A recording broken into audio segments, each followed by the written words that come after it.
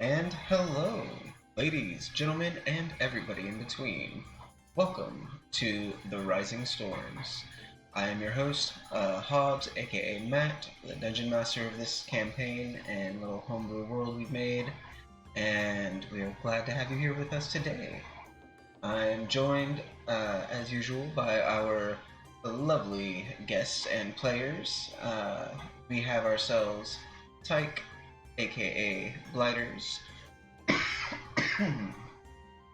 and in the spooky top right corner, there is Matrona, aka Viking. In our bottom left, we have the usual spooky on our channel, Barbeck, aka Wicked. And in our spooky bottom right corner, we have the good old Mist, aka Dom. So, with that all said, don't really have much else to start us off on, except we're gonna get right into it. Play the game, have some fun, and see where our adventurers go. So, that being said, where we left off in the archipelago was our adventurers had made their way from the holdup where the Crusaders were located and brought back to life Matrona. From there, they began to make their way instead of to the rebel possible leader's location. They decided to get a little bit more information and outskirted the main location to instead head towards the possible source of this strange infection and disease that has been creating these spore-like creatures that they've been seeing. So, going around and towards a blockade separating the heavily infested area from where everyone else is, they found themselves in a small location that had a busted out blockade with the remnants of the defense of the Crusaders still in the area. While in the process of looking for ways to get around it, Mist accidentally alerted a pair of figures that were in one of the buildings who associated themselves with the Lost Lords, this apparent rebel faction here in the Lost District. But keeping things amenable, they went their way, while the group went down to a tavern that was ruined and wasted, sadly to Miss Dismay. And on the inside, they discovered a small little selection of infested corpses that had not yet turned into the spore-like creatures that they had seen running around. And in a quick battle that, with a musket round shot, accidentally alerted a larger spore-like tree that broke in, disrupted, luckily got confused and held at bay by the quick work of Tyke and Matrona, so they were able to take down the spore tree without really anyone taking any damage, and also an exploding gun horn in the mix.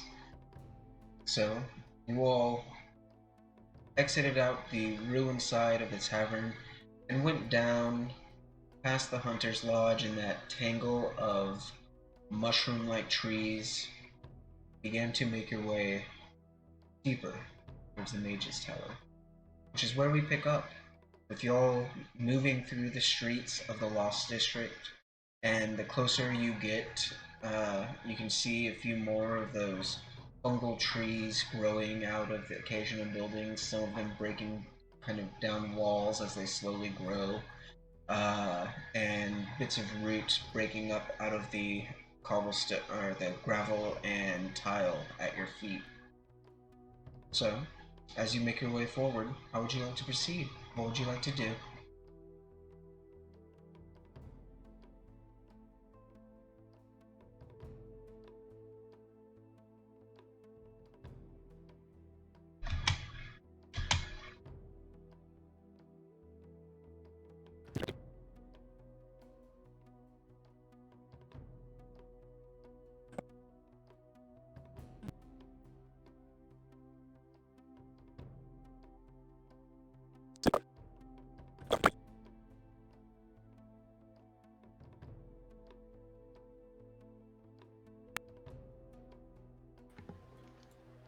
Sorry. Do I hear anything at this door? So coming up to kind of the first door that along the way that you'll find, you can see there is a black slash across the door, and there are a few small cages that are on the outside of it. One of them looking to be about humanoid size. But listening up at the door, you don't hear anything on the inside.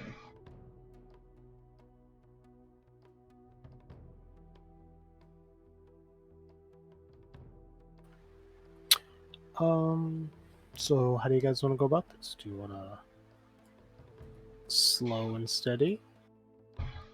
Yes, definitely. I'm gonna climb on the roof. Easily enough done. And are y'all going to be trying to move stealthily or just kind of at a slower pace to keep an eye out? I'm gonna go with stealthy. I'll go with the latter. Alright, then I would like everybody to roll me a stealth check as you proceed.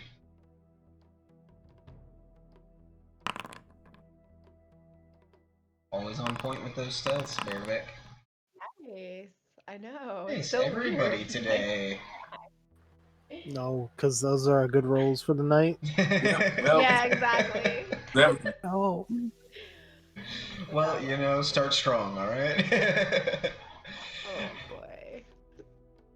So you all moving quietly, keeping your eyes out, Dom, you sticking to the rooftops, begin to head deeper into this area of the Lost District. Who is keeping watch? You know, kind of tracking their progression. I assumed I was. From the top. Okay. Then go ahead and roll me a perception, Dom.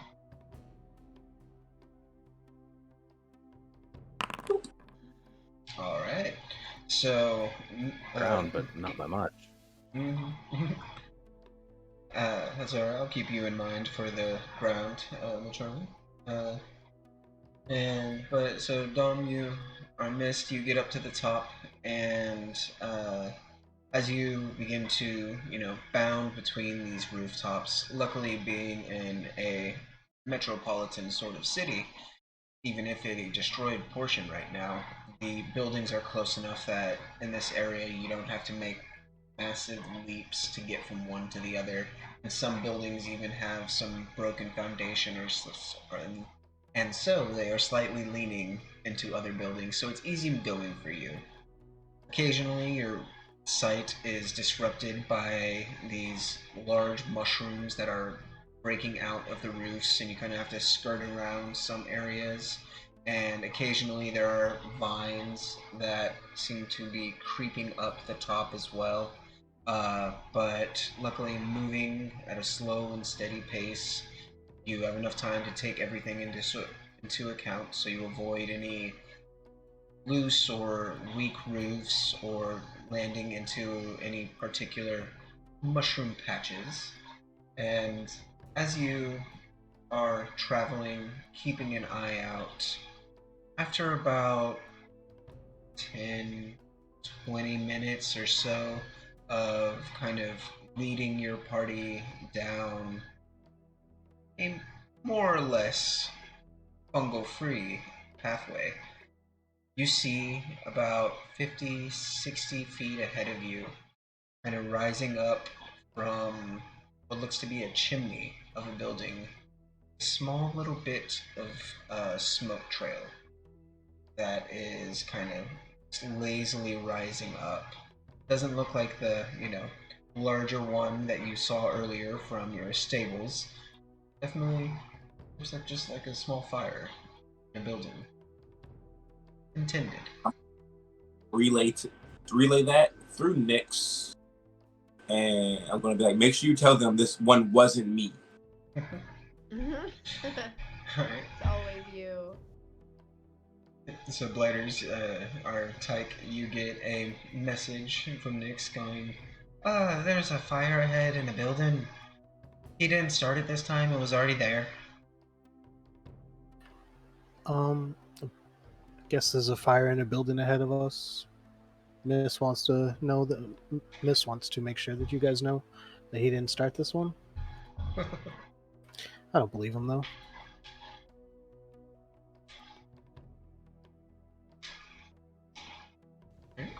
So, do y'all proceed towards it, or do you try and find a way to circumvent around it?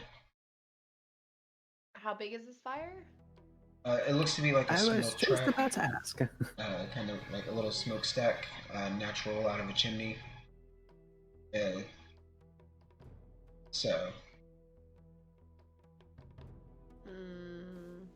I'm gonna And you sneak said this was in our path towards the tower, or the current path that y'all are walking, yeah. I think we should walk towards it. Could be good people. We've been running into some good people lately. Russian. We've been running into people lately. define good? Good-ish. They haven't tried to kill us. Even No, that last group we were concerned about. it's all because of my rustic hospitality. Oh, I'm sure. Alright, I so. think- Oh, go ahead. I Okay. think we should go. Alright, so y'all keeping at your still slow and steady pace, maintaining your stealth, you approach the building in question, and Miss, you're able to keep an easy sightline on it thanks to your rooftop excursions.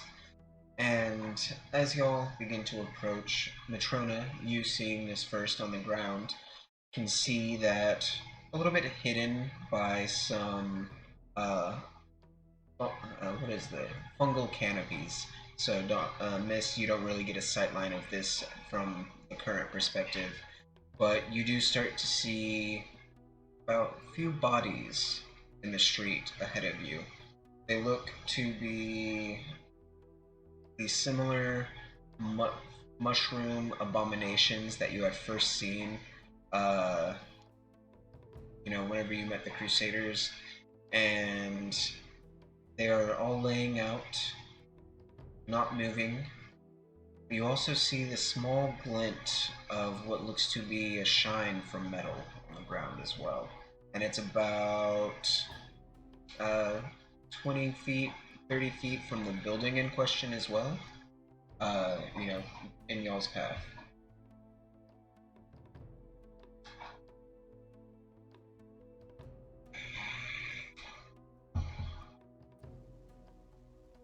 I turn around to the rest of the group and just kind of give them a shush motion and point around. Can I investigate this metal piece?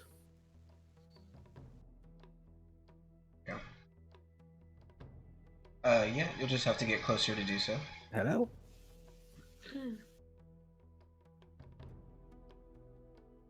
So,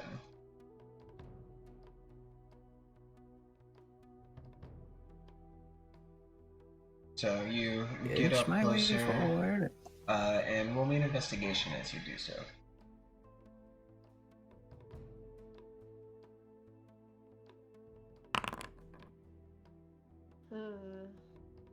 Alright.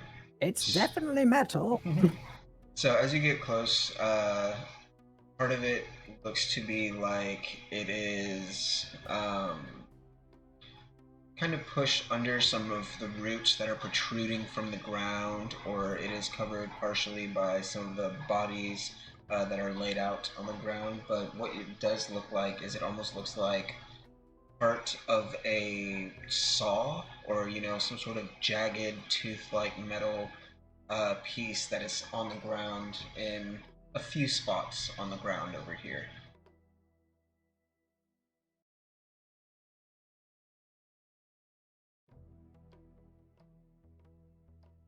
I'd like to try to remove it if I may. Alright. so you take a few more steps forward, and go ahead and make me a dexterity check.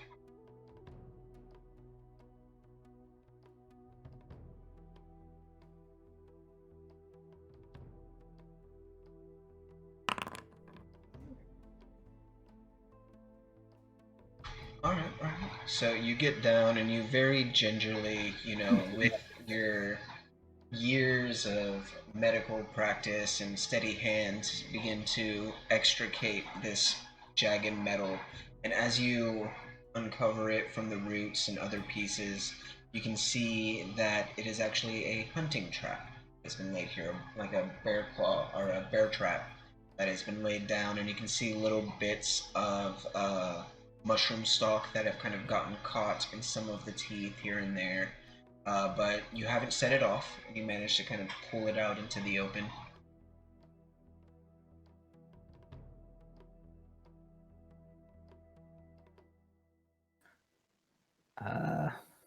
Sit down. Should I try to disarm it?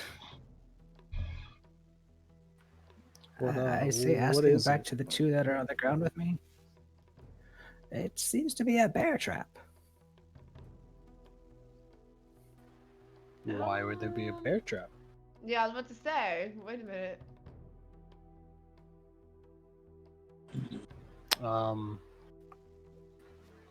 If Two you groups think you have can, interest in keeping. Right. But what if it's for like those guys, the mutated guys?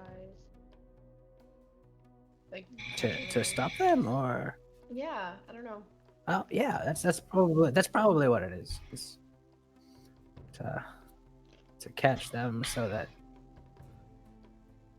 what either the Crusaders or the other ones can come in and just beat them up. But if we're heading in further, we might need it. That's a good point. I didn't even think about that. That's a good idea, but try not. It's a good idea. We might need a trap. So if you would like, you can make Could me I another possibly dexterity check to disarm it and, fold it up and everything like that.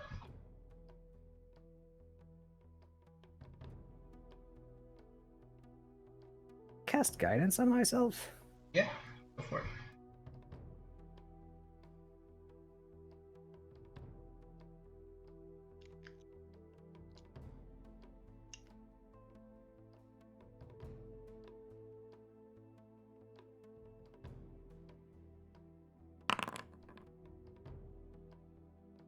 Alright.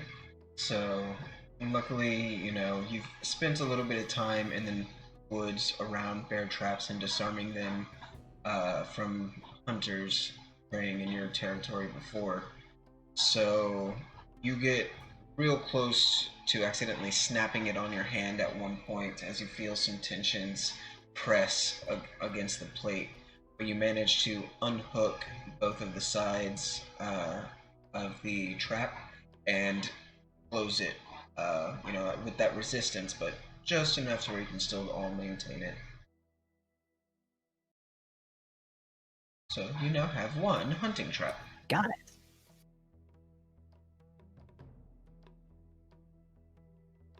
Good job. Put this in my backpack. We should probably watch where we walk so we don't step on one of those things. That would be wise.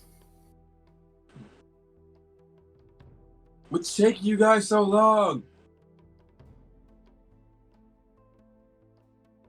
Sorry, my dog's like staring at me. Right here. Somewhere.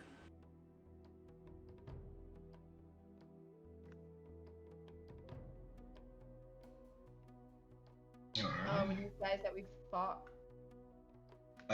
These actually, as you pass over them, you can see that each of them have been cut down with what looks to be a bladed weapon of some type. Okay. They are all slashed through and cut through. checking that building, like? I just want to see if I hear anything.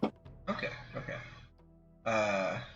And as y'all slowly inch by the bodies, kind of looking over them, you can see each of them also have a kind of gnawed or torn up leg indicative of one of those bear traps. And as y'all are passing by, and Tyke, you are keeping an ear out, Fur standing a little on edge, you do hear a faint sound, slightly muffled, of faint this young crying. In this building? It is actually a little bit ahead of y'all, kind of more towards that way. Am I near the smoke yet? What was that? Am I with the smoke yet? The smoke seems to be coming up from that building, the one that you heard from, Type. So it's the next building for you. There seems to be somebody crying in this next building. Oh, well. What are we waiting for? Not this that one, one. Across the street, this corner. Bruh, I don't want to go over there though. And as y'all approach on the ground and Mist, you get closer up top, you can see there is a faint bit of what looks to be some sort of firelight coming from windows of this building as well.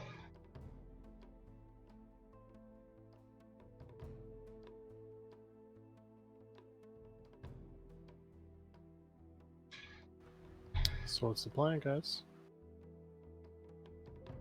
Being so I can't hear what So anybody's. it's the one at the corner? Let's investigate it. Yeah. I'm going to be like, hey, Nix, fly through the chimney and see who's inside. They can't see you. Tyke, you hear a moment later.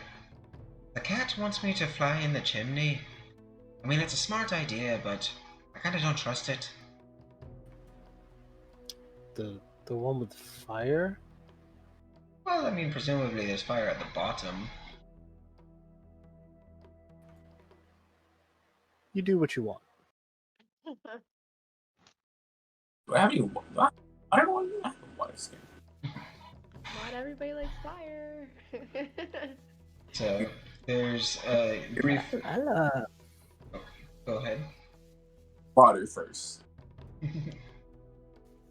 I was just saying that I approached the door and I put my hand against it to see if it's hot. It is not. No. And Nyx would fly over, go to the chimney, see her disappear down it for a moment, and then come back up a moment later, just oh no, I pass. In the eyes. I'm gonna. And he just kind of sits at the edge of the chimney and is just kind of like, nah, I don't like it. I'm gonna stay here for now. So cute. There you go. All right. You pour Okay. your water down the chimney, and a moment later, the darker, smoke that was coming out bubbles out in this, white, extinguished smoke that it becomes, and y'all outside hear a few voices, kind of muffled and, definitely hushed, so you can't really make out the words, as somebody on the inside definitely noticed that, and seemed to be discussing it. Anything you do? I would like to knock. Alright. As you go to knock, just before you do, Matrono, you do hear this of like these heavier footfalls kind of moving towards the door just as you knock, and they pause for a moment and a little bit more hesitantly approach the door, and you see the door opens up and on the inside there is a figure who is standing almost about 6 feet tall, kind of, caught in that crack of the door as he's, slowly opening it. And all you see is plate armor, large shoulder pads, this helmet that he's wearing with two horns that come up, eye holes that are shadowed so you can't see his expression, and the kind of slit across the mouth as a fully armored figure on the inside kind of looks at you as you open, and he just kind of stares at you for a moment.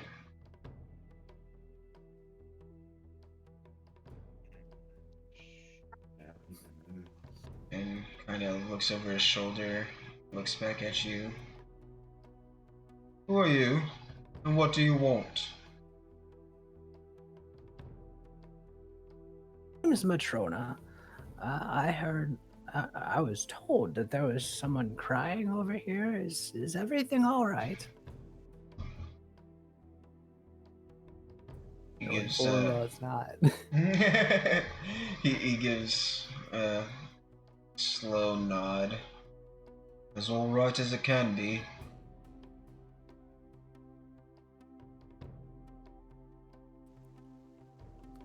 That makes sense.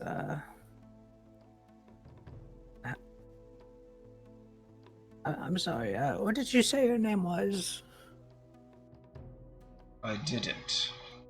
And who are you? And I imagine you're kind of stepping into view, Tyke. Mhm. And who is that? And who is on my roof? I want to hide. Alright, alright. I'm gonna yell from back here. Not bandits.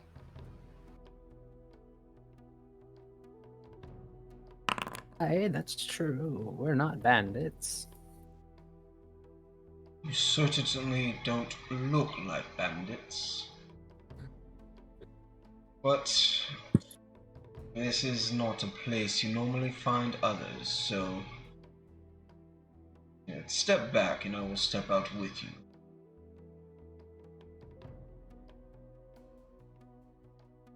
As he takes a step out and closes the door behind him as well, pulling a key from a small key ring at his belt and locking the door. And you can see there's also about 3 or 4 other keys that he has on this ring that he sets back down. And he then kind of looks over everyone, and you can see that he has this large two-hand sword shield across his back as well. And he then crosses his arms over his shoulder, or over his chest, and goes, "So, before I give a name, tell me what's your story."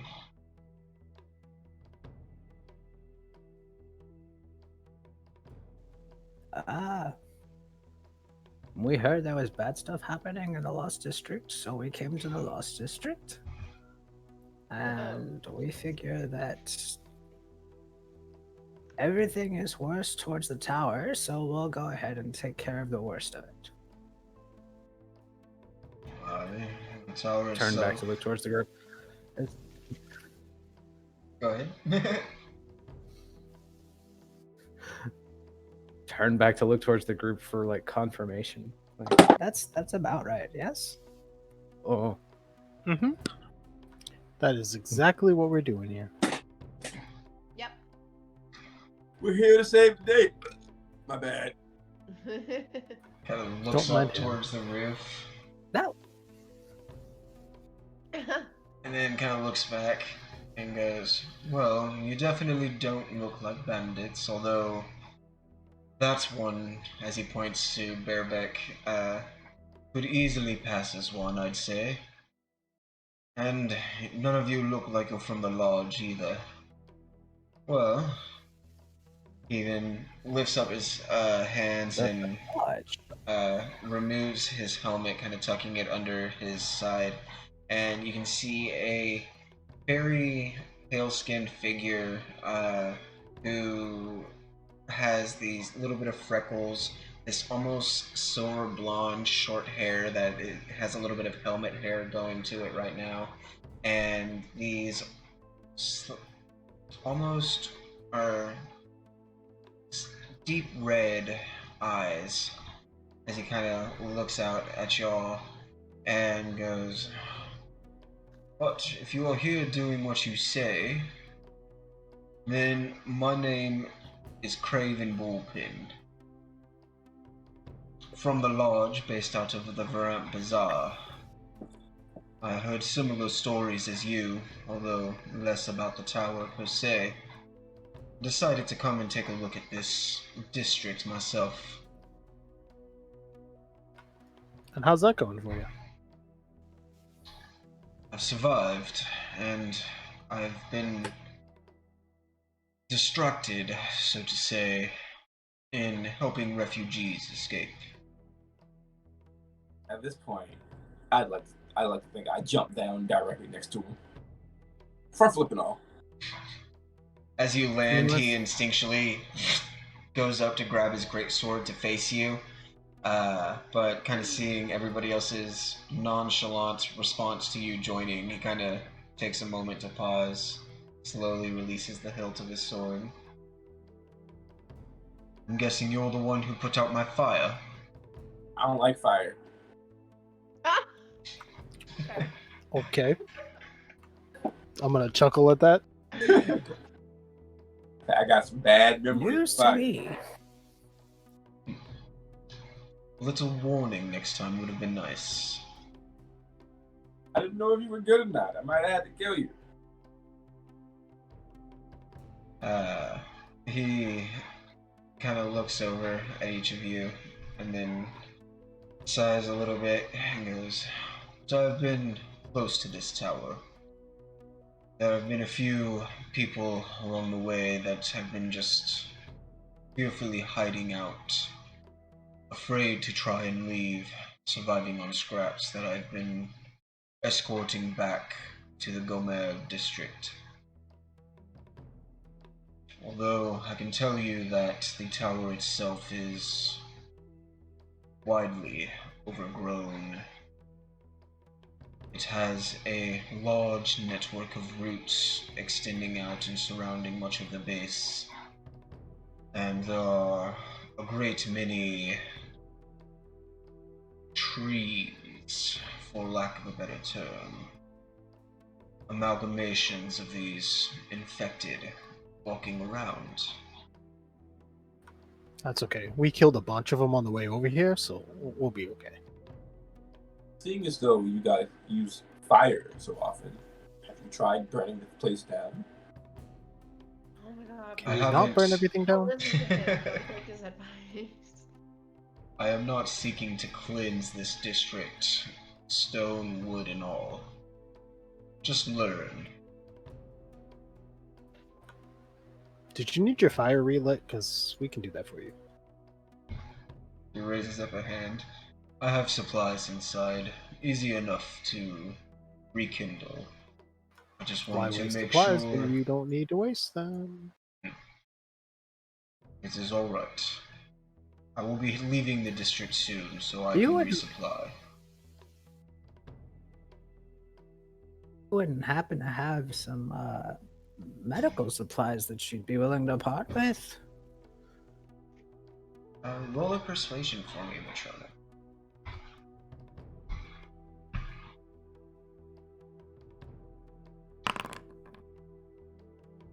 I'm gonna walk around this corner. He shakes his head a little bit and goes, "Unfortunately, what I have I must keep for the current refugees that I have with me." Why is the girl I crying? understand. Do I hear anything from this corner? Roll me a perception, Mist, and what'd you say, Tyke? Oh, I asked him why the girl was crying? Or why? Yeah. The child. So, Mist, as you kind of listen at that corner, you can hear this faint bit of hush talking between two people. You can't make out the words, but you can hear two people. And to you, Tyke, he arches a brow a little bit, kind of surprised, but says, "The family that I have with me as a young one. They are hungry, afraid, scared.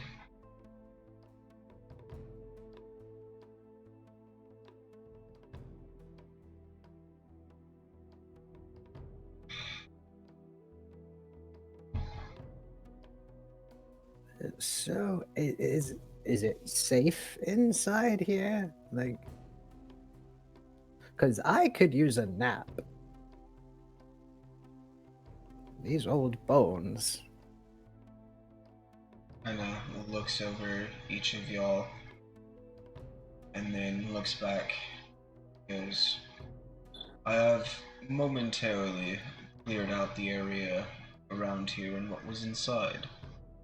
However, I personally would not feel comfortable with unknowns such as yourself staying with the people that I am keeping.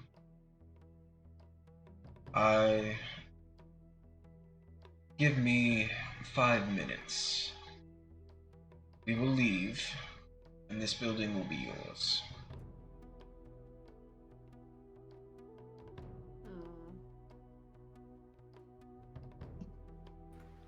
I mean, you said you cleared out, right? So then I can just go into this building? He gives a nod, and makes a motion. I've searched in there, mostly ransacked, but from what I saw, largely infection-free.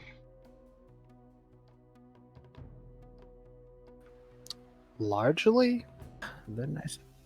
There are some roots that are beginning to make their way into the base of the building. But there are no trees or infected creatures per se. Good enough for me.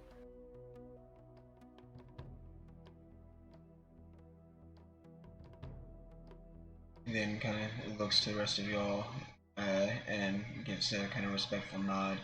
Goes, well, I must see to the others. Keep them safe. I wish you the best of luck out here, as nothing but more danger awaits you up ahead. And if you are ever in the bazaar, you stop by the lodge. Tell them I sent you. But look him very closely in the eyes and very solemnly ask him one question. Do you have any liquor? He arches a brow a bit, kind of looks you over, and then shakes his head. No, I did not carry any mind-altering substances into a place of danger. It would be reckless. Did you realize you're surrounded by mind-altering mushrooms? Oh, okay, goodbye. Tyke, the guy was useless.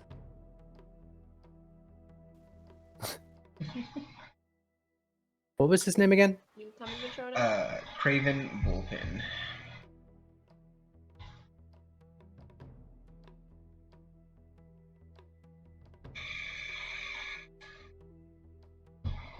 Alright, no worse.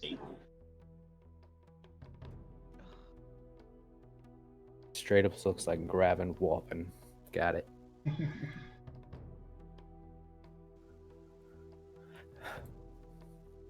So You are just we definitely kind lied. of...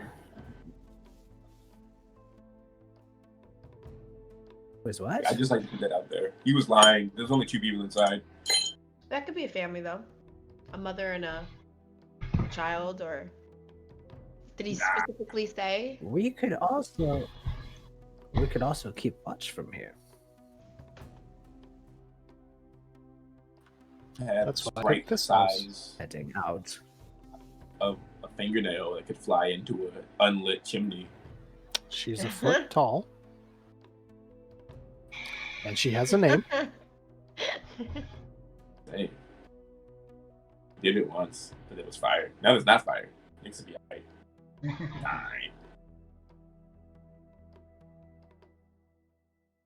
I even let her sleep with my fur for the rest of the night. Oh no.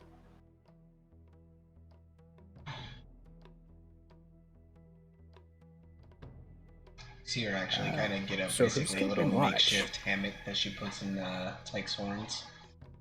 Aww. That's really cute.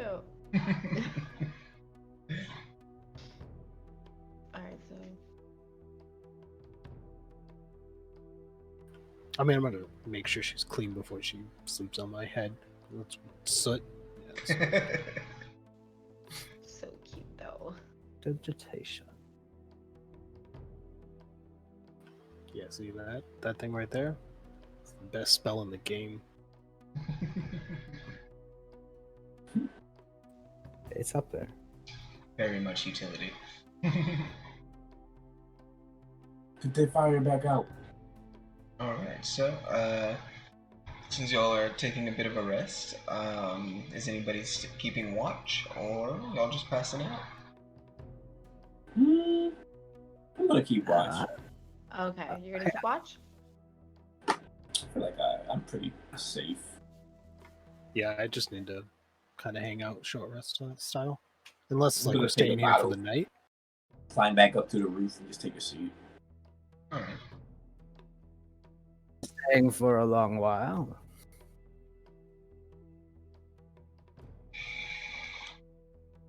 Mind. Alright. Just out the window he goes.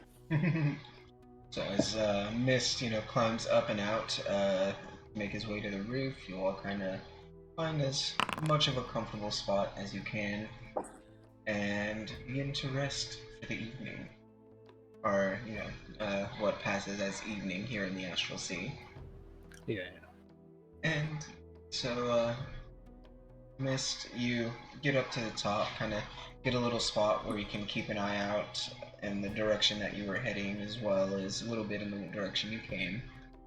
And about 10-15 minutes into your watch, you can see the back door open to the building that you had seen Craven in, and he then steps out and begins to escort out what looks to be like 2 people, one male, female, and they are both only about up to his waist, so you gather probably halflings. And one of them, the female, is actually holding a bundle of cloth, all kind of, pretty much covered up and close to her chest as he kind of looks around, and they all make their way through the back alleys, are leaving. But aside from that, for the rest of your shift, you see maybe in the distance the occasional spore top tree move just a little bit, but nothing seems to come close to y'all. Okay. I don't trust him.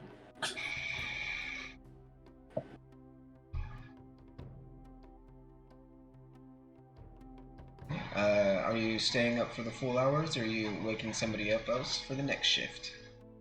Why Let me not? see. What am I looking? How do I'll stay up. I forgot to take a nap. Under your character, at the top where it says hit dice, it'll say S rest and L rest. You'll want to use L rest for the long rest. As a matter of fact, nah. I'm gonna go wake up Arabic. Okay. Something like jumping through a window and landing on top of him. So bareback. Your turn. Partway through your nap, you get the classic cat or dog awakening. Just boom. Looking directly in your eyes. It's your shift. Alright, gotcha. Are there windows here, did you say? There are a few windows, yeah. Okay. Alright. So for your shift, Bearbeck, I would like you to roll me a perception check.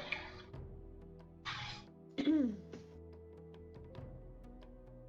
he goes to sleep, he's gonna check out all these maps and stuff. Alright. Being still, it's a navigator.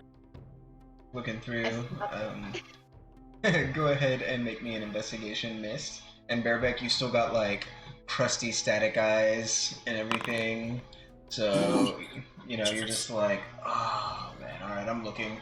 And you just kind of lean your head out the window and or against the window, just kind of stare, 1,000-yard stare. And Mist kind of doing a quick look through the area. There are only a few actual like maps or anything that is left, and most of them seem to be for building designs of, you know, other locations that were to be built around here and things like that. One of them looks to be a map of the Port of Storms, but it has been torn in half, and it looks like something spilt on it and stained it. But yeah. I'm gonna punt the globe. Alrighty. About 2.5 hours pass. Nothing of consequence seems to happen in your line of sight, Bearbeck. You do hear the occasional, like, it almost reminds you of, you know, trees in a forest that slowly shake, and you know, you hear that little bit of creaking from the mushroom stalks as they move here and there, but there's no wind, so it's a little eerie and just kind of unnerving, but things seems to pass your gaze. And Miss, you are taking enough time to do a long rest if you want to do a proper one. Oh. Well, there we go. Who would you like to wake up for the last shift? Bearbeck. I'll go ahead. I'm gonna wake up Tyke.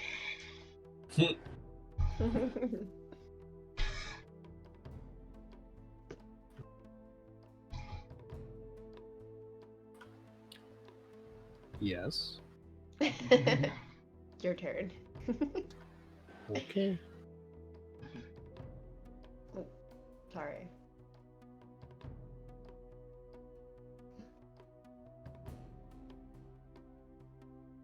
Alright.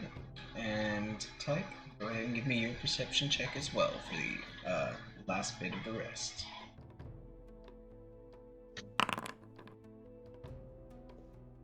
Alright.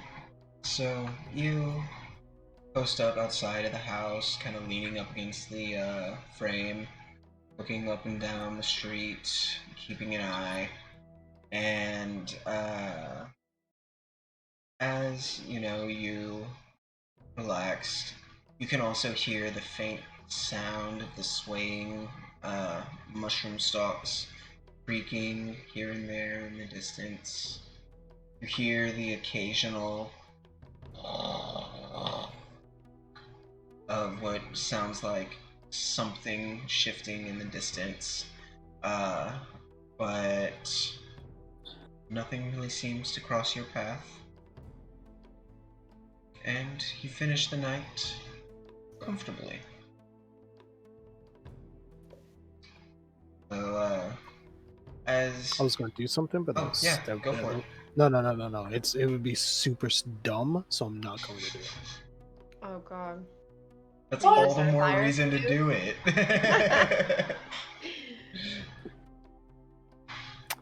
Nope. Continue. Alright. Banana-gannery? Little snacks today. So you finish up, and as you do, you go to kind of step back inside to wake everybody, get them kind of moving for the day.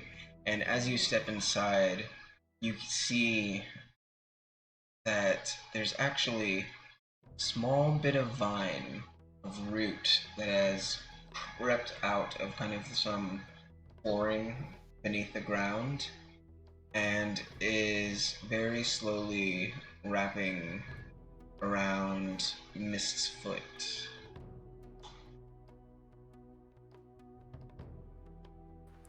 Just walk over to Mist and tap him.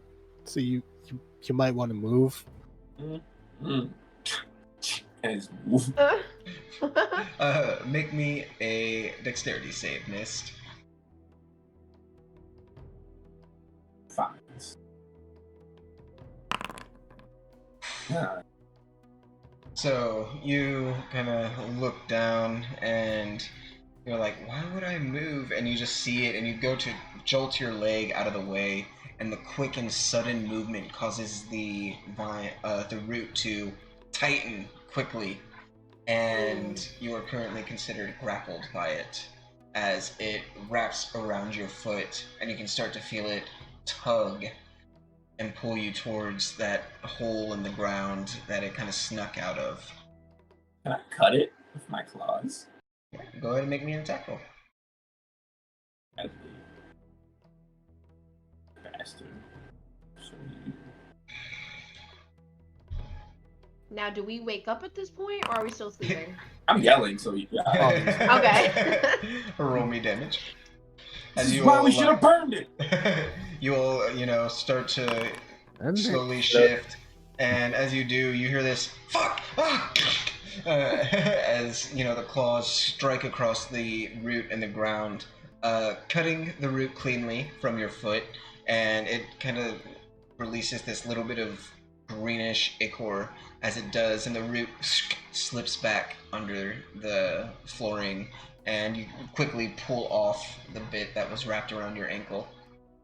I'm going to bottle it. The ichor, not the...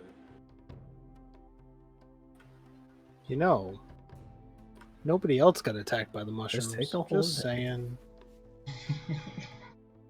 Because nobody else want to set them on fire.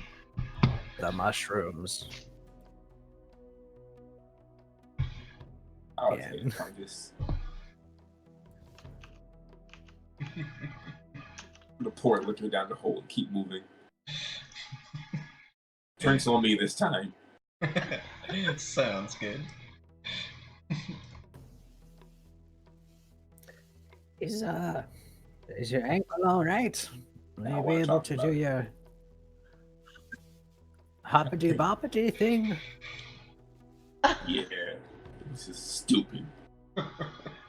Fungus don't have roots. They're fungus.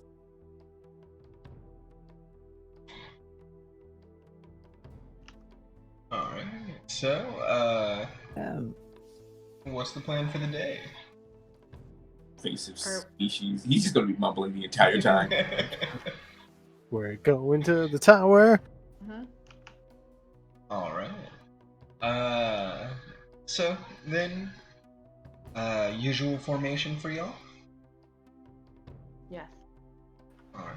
Well then, Mist, if you're taken to the rooftops, keeping Overwatch, go ahead and make me a perception as you lead the way. Yeah. Alright. So He's also going to be apologizing as he steps on mushrooms now, when nobody can hear him. Nice. Sorry. So you make your way, and what are y'all going the same stealthy, slower approach today as well?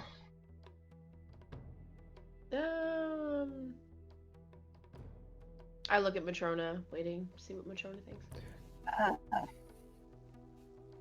How dense is the rooting at this point? Well, the closer You know get what? to the It tower, might be a good idea. We did find a bear trap. Alright, well then, can I get all of y'all to make me a stealth check as, you make your way a little bit slower, but keeping an eye out. Ooh.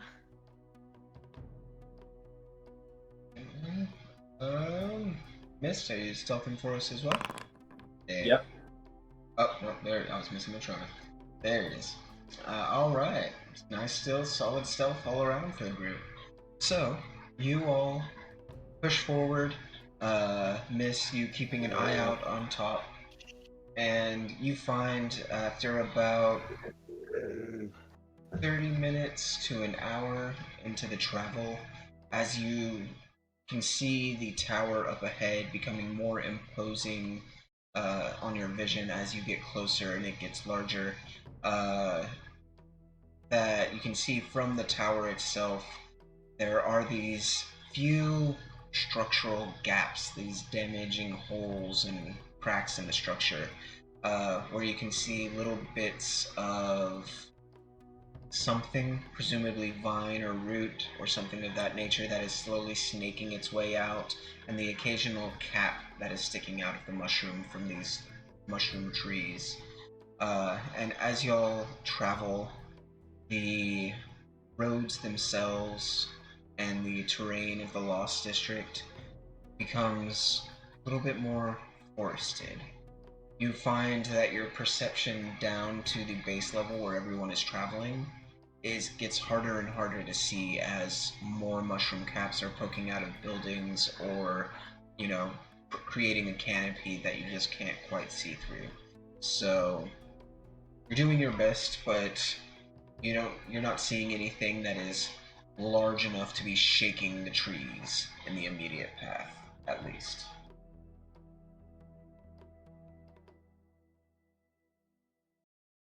So, y'all make your way, continuing for another half hour, and since y'all are all moving slowly, I'm going to have everybody make me a dexterity save with advantage as you are moving slowly and steadily to avoid any sort of roots and things like that.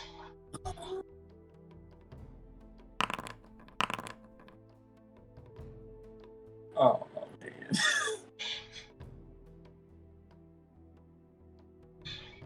Alright. That's okay, you can say it. I hate this place. So, you all travel, and for those of you on the ground, you can see this root system breaking its way out of the gravel and the tile and things like that, more and more as you travel. And you're gingerly stepping around a lot of these patches and to safe spots, trying not to disturb the forest where you can. Up on top, Mist, you are moving up and over, jumping between buildings, and you get to one patch where there is a large amount of viney roots that are kind of breaking out over a hole in the roof and extending across the shingles and down the side a bit as well. So you jump to try and avoid stepping on them, but just as you're going and you hit the shingles, some of them break off and you end up tripping over and falling, and as you do, your body hits a few of the roots and they instinctively wrap up and around you and begin to pull you, and you all just hear this brief as he is pulled closer towards the building itself, and you can see the mushroom clap that is closest towards you. Mist kind of tilts up slightly, almost as if sensing you, and you are currently restrained, being pulled closer to it. What do you do? All you hear from the bill, I hate it here. Is he on a roof? He is, yes. That's gonna be tough. Cat on a hot tin roof. What?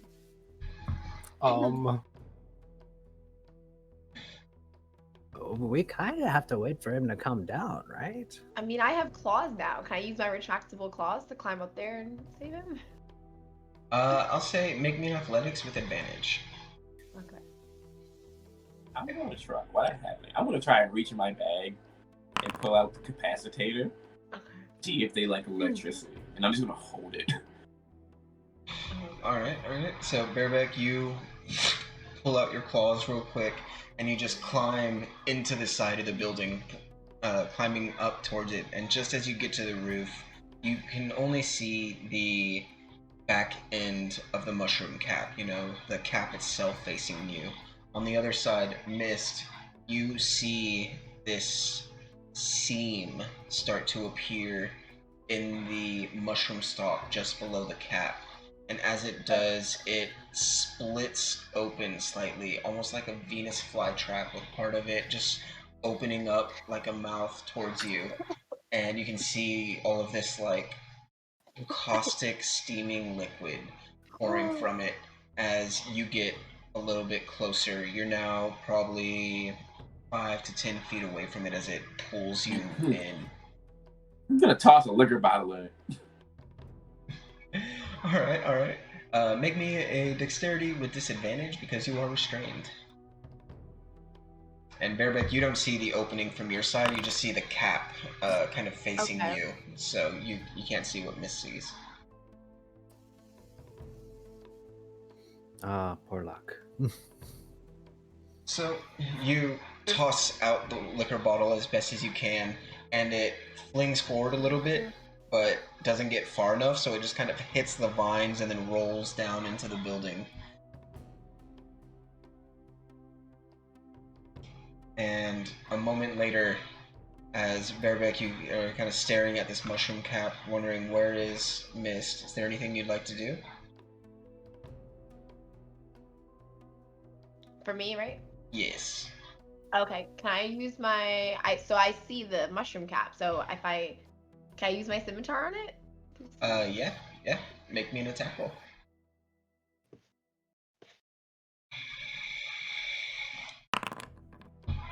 Alright, roll me damage.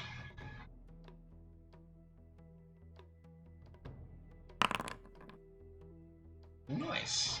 So you cut into it, and it releases this sort of squealing hiss, this as it gets struck, and the vines quiver, holding you, Mist, but it is not yet down as it pulls you closer and into the stalk and into the mouth. You take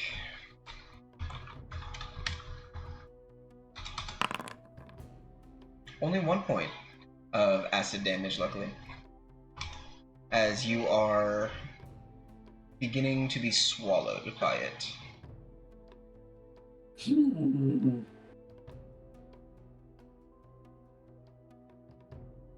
Species. So I it guess I'm still gonna has try him? to climb the fucking building near us. The Okay. one that Bareback climbed. Alright, make me an athletics. And what are we gonna do, Bareback? I said so it still has him? Yes. It like you cut deeply into the stalk, about halfway through it, or the mushroom cap itself, but the tree still seems to be acting. And you get pretty much all the way to the roof, just a little under it, Tyke.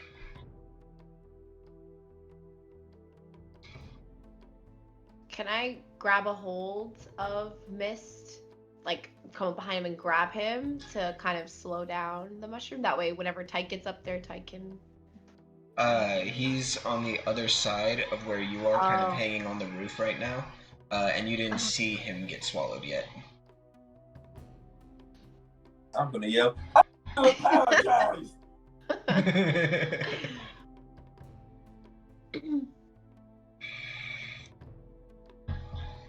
So, what would you like to do then, Bearlick?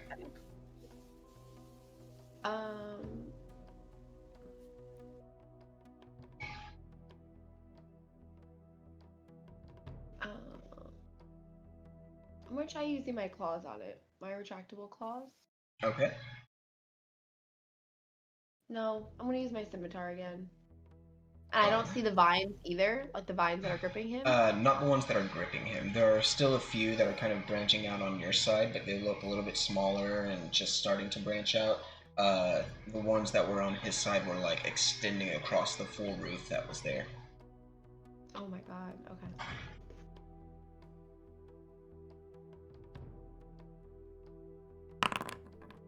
That'll definitely hit. Roll me damage.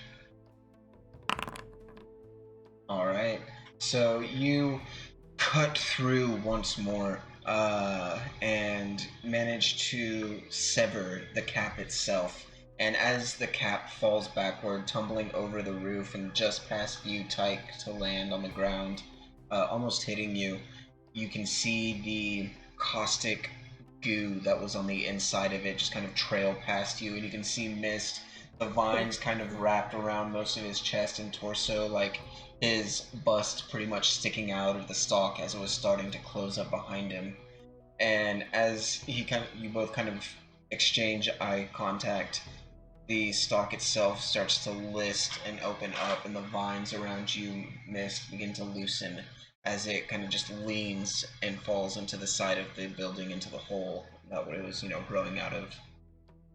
I'm gonna rip myself free. Easily enough at this point, it's just kind of. Instead of like being restrained, this is not what I meant.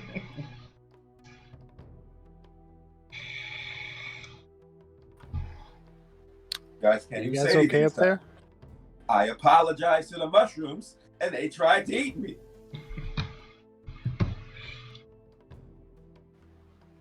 Maybe they just don't like you.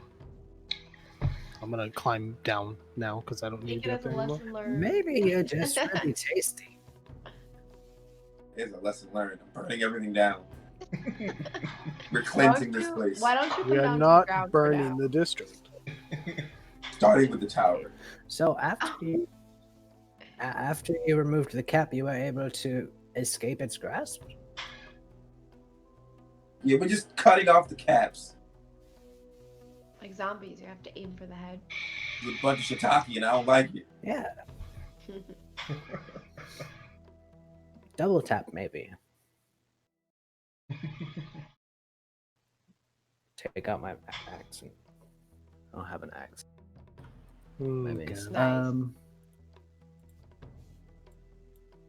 Getting off the damn roof. I'm sitting in the middle now. It's a good idea. I'm Yeah, gonna come down you too. should probably stay with us.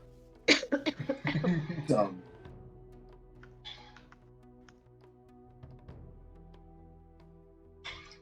Alright. So we're making our way forward once more. Mhm. Yes. Alright. Right before I we wait? walk away, I look back and they just yell, "Don't look at me or my son ever again!" And frustrated and pissed off as that mushroom, you all make your way on the ground, avoiding roots as best as you can. Now a little more wary of each tree that you pass as you go. Mumbling obscenities under his breath as you travel. Now the rest of y'all are actually able to hear him since he's with you. And you all begin to make your way closer towards the tower.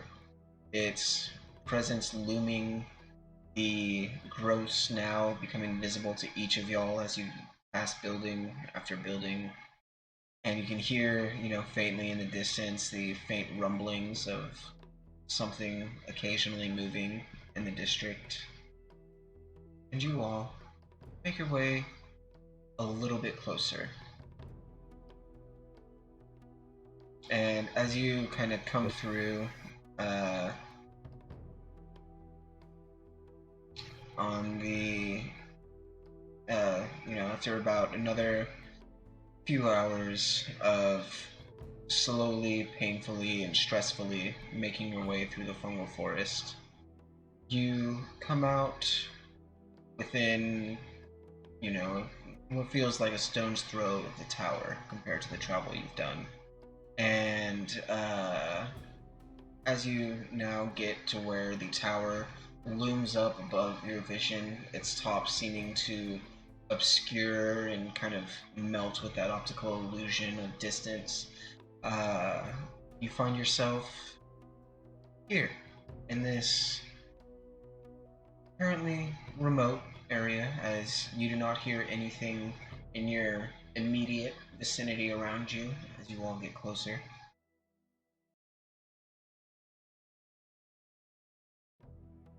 What would you like to do? Maybe stay off the suppose that- rooftops. Mm-hmm. Somebody throw me in the air. Well, bareback? I got you. I'm kidding. I Do you mean, want to try unless and we want toss Mist up? I'd say throw me in athletics, Berbek. Are you up for that, Miss? In all seriousness? Let's do it. Okay, you said athletics, right? Yes, And here's where Miss dies. I know, he comes up, never comes back down. So, No. how would you like to throw up Mist? He can jump, he can leap, right? What if he just kind of stands on my shoulders and like, or, I mean, I have a lot of strength, so, or I'm supposed to have a lot of strength. For reference, he's just standing there. Perfect. All right, so I'll just kind of throw him up, put my palms together, and toss him up into the air. All right. So, Mist, as you get launched up like you're on a cheerleading squad, I'd like you to roll me a perception.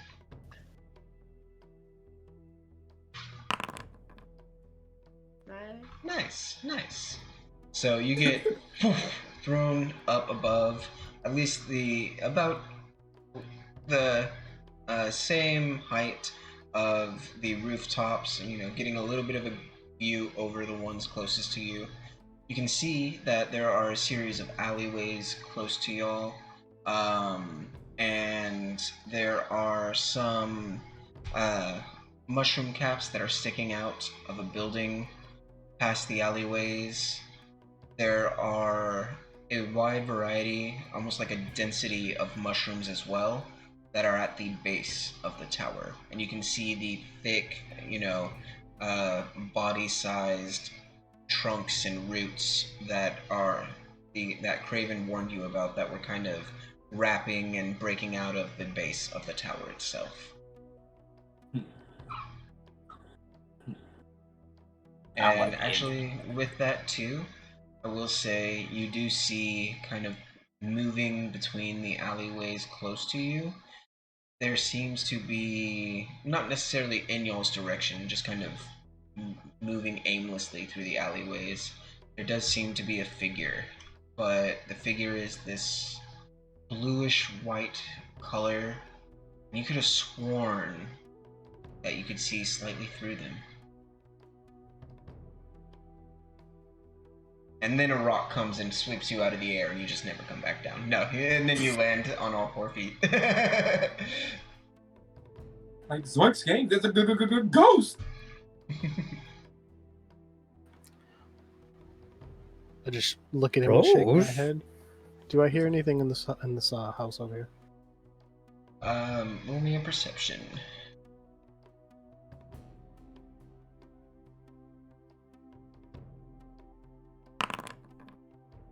So I can't hit ghosts. That's all you guys. Not yet. Not till level 6. It is silent in the building.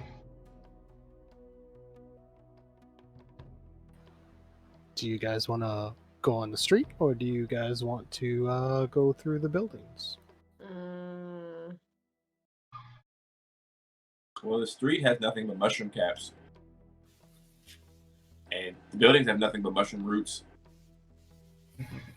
So either way, we're like, I We're feel dealing like with both of mushrooms. them have their disadvantages. Yep. I'd But rather deal apparently with the there are caps. ghosts on the streets. There are ghosts on the streets. There's ghosts on the street. one. Ah, just the I only one. saw one. There might be more. We can't fight it though, right? I can.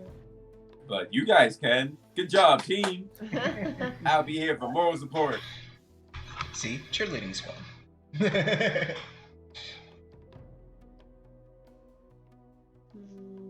I don't know that I'm actually.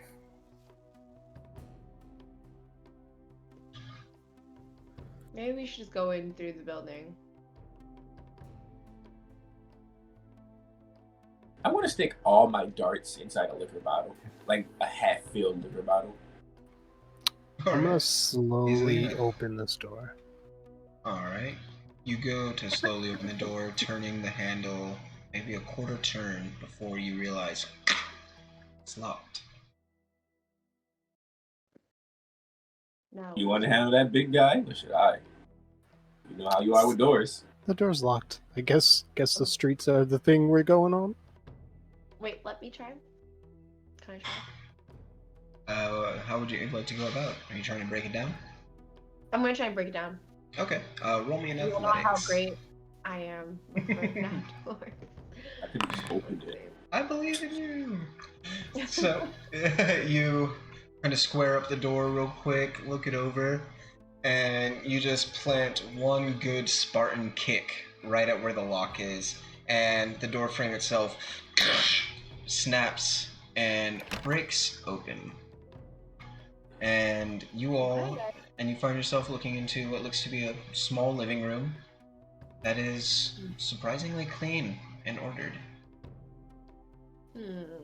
Like people may have just been here. Well, is anybody here? They know we're here based on all the noise you made getting in. So I'm gonna stand at this door and just wait for anybody to open it. All right. I didn't mean you, old woman.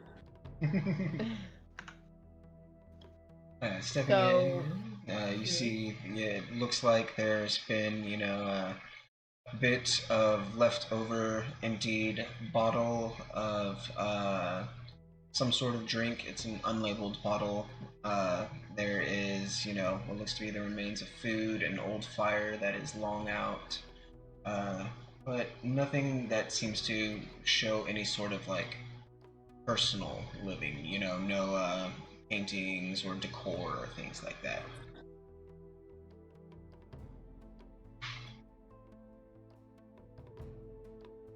Which door are we gonna try and open? And who's gonna be lookout for? You said Mist, you're gonna be lookout, right? Yeah. Viking, do you want to try opening that door? I mean, Matrona, do you want to try opening that door? Or Yes, I'm on it. I'm throwing a dart at the first sign of movement. Alright. And are you trying to open the one next to you, Matrona?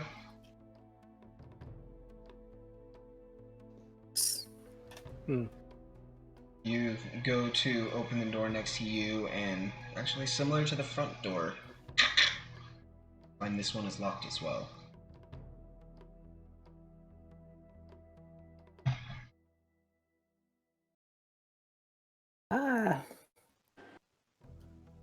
Can I hear anything from the door?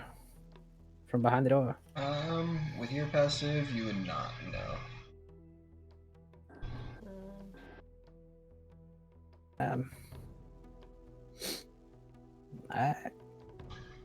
I'll give it a go. To break down the door. Alright, roll me in athletics. I have Eldritch side up. Very sure, very sure. Within the immediate vicinity of the room, you do not see any sort of magical essence. Yeah. I just wanted to let you know that's what the template is. Oh wait, can you guys even see the template? yeah, we can see it. That's a lot. Yeah, it's 30 feet in every direction. Oh wow, I just realized that's why everything's blue. Okay. Alright, so Matrona, you using your cane, kind of use it basically like a crowbar that you just shove into one side of the door, strain against, and for a moment, Miss, you being the closest, you can see all the old lady muscles underneath her tunic, and you're like, oh, alright. And then What is wrong with you people? you break open this door, unhinging it a bit, and you find yourself looking into what looks to be a storeroom. There are a few barrels and crates that are lined up against the far side, all currently closed, unmarked as well. He's already sniffing the barrels. One barrel smells I'd like to bust open these crates. strongly of fish. The other one doesn't have much of a smell. I could live here. There's fish. There's something else. I'm good. And busting open and looking inside one of the crates. That's all you need. Huh? Just two things. That's all you need. Looking in one of the crates, you can see that there is a variety of vegetables similar to like potato, radish, onion, some that can be stored really easily in a crate, that are all kind of separated into different sack bags and things like that.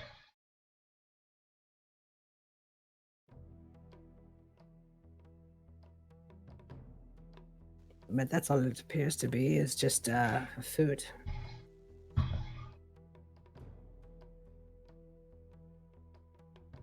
And checking into the other room, Tyke, you can see that as they find fish and noms, you find a small, well-kept bedroom that as you kind of look through and pour over, looks like most of it seems nothing out of the ordinary. Looking in the chest, at the base of the bed, there are a few clothes in there, base tunics, pants, a few shoes and things like that. And looking into the desk, you do find a small stack of paper, some ink, a quill, and a stamp for like a seal that has a bow and arrow on it. Does it match the seal that I have? Don't believe so. I'm trying to remember where you got No, that seal. because mine has the label BB on it. Yeah. Yeah, definitely not that one. I remember that one. No. And in the scentless barrel, Mist, you see what looks to be about a hand's worth of old water that is at the base of the barrel. Aww. Got his fish out of water. Leaving. And there were So both of these crates. Someone probably lives here. in the other crate, it is other food goods, but more meats with like salt and things like that to keep them dry for long, or keep them good for longer. Did you take the stamp? Because I'm going to take the stamp. No, I just left it there. Nothing I'm looking I'm for. going to take the stamp. Can use for a woodsy healer's kit, right? Take somebody's identity.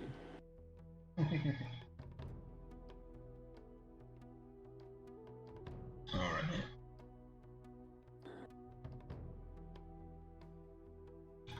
I would say close the door, but it's broken. Yeah.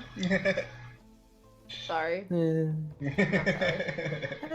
Try to stand it up as best it can, Does anybody have black paint? We can draw on it.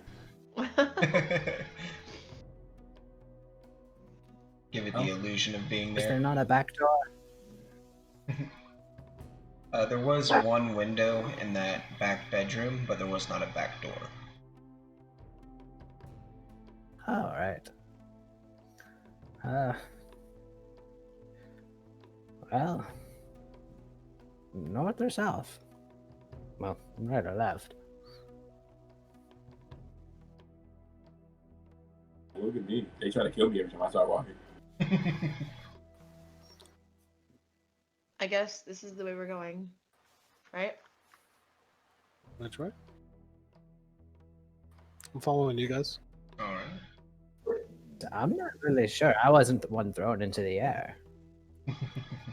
I point everything out. I'm not walking first. All right. So, and the tower is this way, to the east. Which way was the ghost walking? The ghost was kind of walking like this way from what you saw, like south then east. Okay, so hear me out. If we walk towards the tower directly, we're going to fight a ghost. And by we, you're going to fight a ghost. So, unless you guys want to fight a ghost with no help but my cheering, we should go around. Are you scared of ghosts? No, but I can't. Go around. Go around where though? Where are you saying to go around? Just up, not down. Up and over.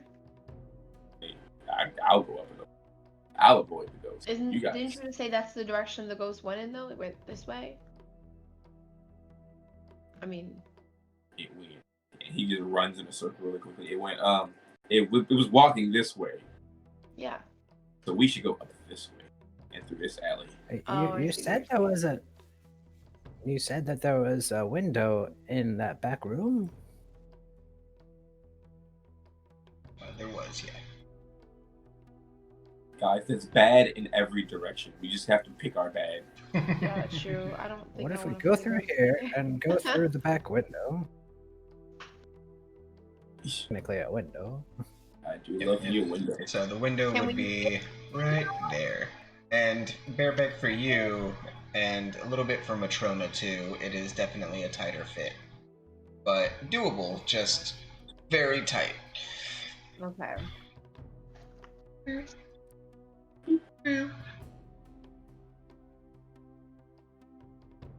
If we walk in this direction, Wait, we how'd should you avoid the get? Oh. ghost. I got you. I don't know if you guys would even fit in that direction. But no, wait, that's where the ghost is. What? Okay. You don't have any other way to go. I'm going. So No. either way, we're gonna run into this ghost regardless. I would prefer not to until I can hit it. I don't think we have much of a choice. Oh, What? guys, red stains. As y'all are kind of coming around the corner and heading up this street, passing by a few trees that are in the area that kind of still do that slight lean towards your presence as you walk through the street, you can see a few blood stains up ahead of you, drag marks that lead down into an alley. Oh. And as you know, you kind of poke your head around, getting close enough, you can see that there's this large pool of blood. Some of it dried, some of it a little bit fresher. And on top of it, there's just this pile of bones and remnants and trophies that has just been collected here. Nope. I personally am against this, and I'm going to step to like right here. I'd like to see if I can hear or say anything through a keyhole on this door. Pull out one of my liquor soaked darts, and I'm going to pull out a torch, and I'm going to throw the dart through the torch into the pile because they deserve a proper burial. All right. Go ahead and make me just a dexterity roll with your, proficiency and all that. And a perception for you, Matrona. X. 2.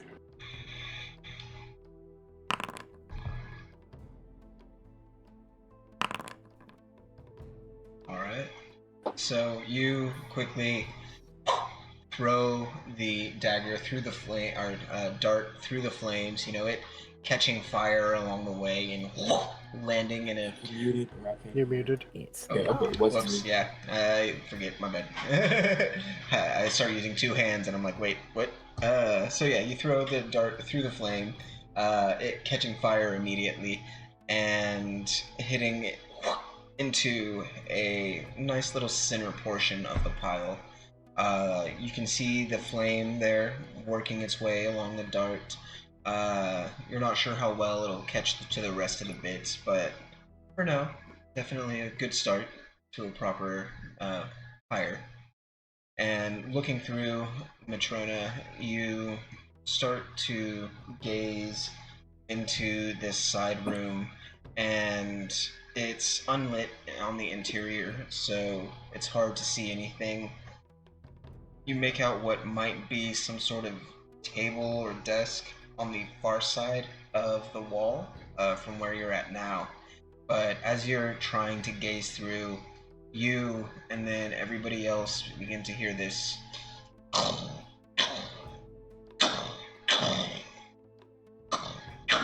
coming from the east. Hey, Jimmy, this door open. Bareback, help me. Do I hear anything from this door? Let me try and rip it off. Make me athletics with advantage as you and Bareback try and mess with the door. And listening over at this little small building, you do not hear anything from the inside. I'm gonna pick this lock. Alright, Hey, alright. Miss, how big was the ghost again? I don't think it's a ghost. I'm just wondering, like, what did this ghost look like? Yellow.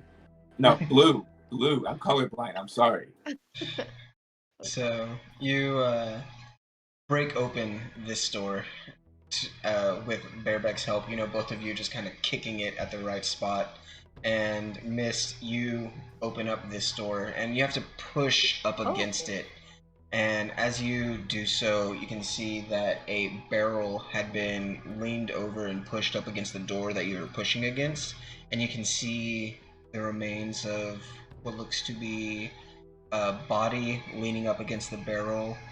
And as you step in, you can see there is a couple that is in here that seem to have died while they were in here. They don't have any sort of fungal growths coming off of them, but they are kind of still holding each other's hands, and with the man pressed up against the barrel itself.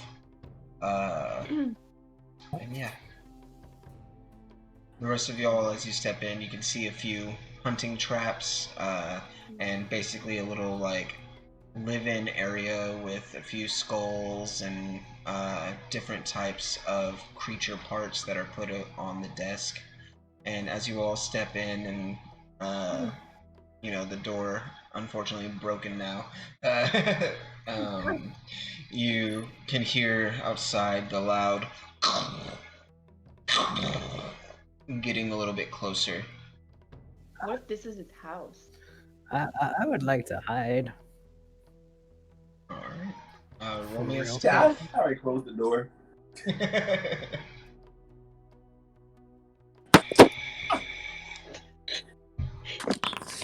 Oh, that's See, Miss died. Damn. kind of. Should I say that's foreshadowing? God, Jesus.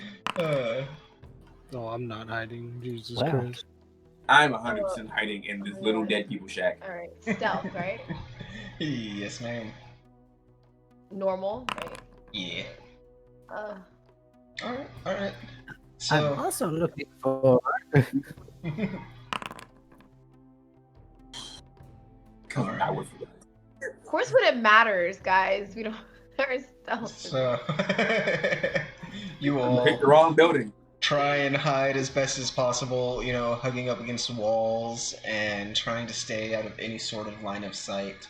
And as you do so, you can hear the footsteps getting a little bit louder outside, until after a moment you hear them stop. And you, Matrona, being kind of closest, kind of just peek out around the corner, and you can see further up the street there is a figure who is kind of standing at the junction there that seems like a woman, but instead of hair, she has these long vine-like tendrils acting almost like dreads. Her skin is that same bark-like color that you had seen before, of that almost gray flesh, with this staff of wood that is overgrown with mushrooms top to bottom, and she is wearing what seems to be torn, dirty, bloodied rags across her frame. And as she walks and kind of leans on the staff, stopping to pause, look down the street, and then up the street in the direction of where you are all hiding, you can see she is also flanked by two of these large spore trees that seem to be, leaning slightly protectively over her as well, just kind of shifting, almost like they are looking. And as she kind of stares in y'all's direction, almost looking like she is squinting with these vacant, hollowed out eyes, that's where we're going to take our break. So, we're going to let everybody get some tea, get some stretch, all that good stuff. And we'll be back here in about 5 to 10 minutes to see what happens. Sounds good. You're in her house. You're in her house. Yeah, but You're in it her sounds house. like it will sit on this house. Okay, BRB.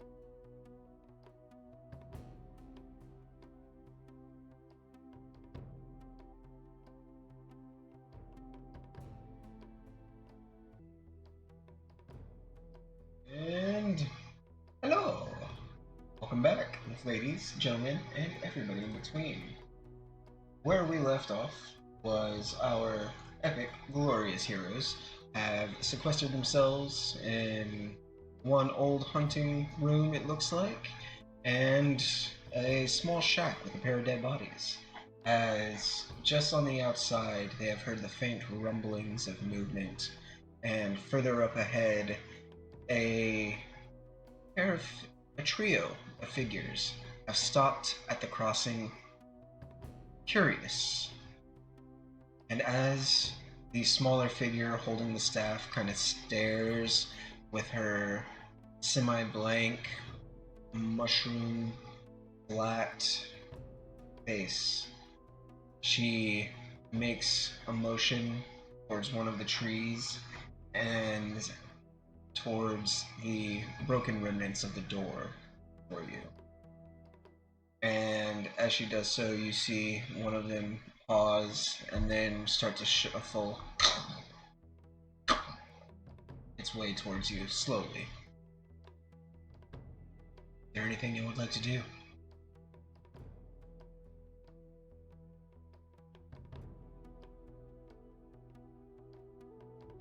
Hmm?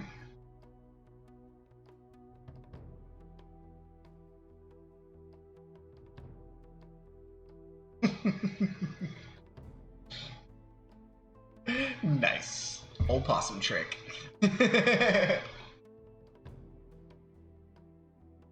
But those of y'all inside?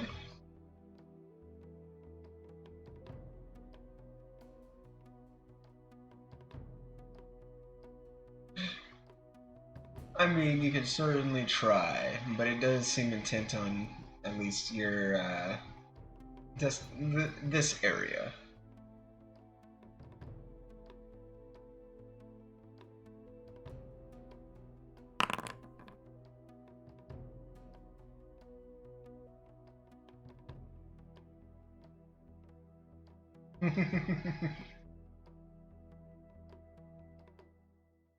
Alright.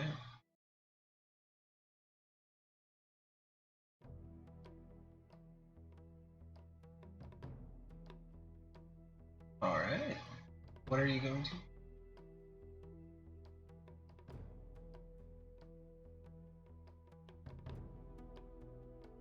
Alright.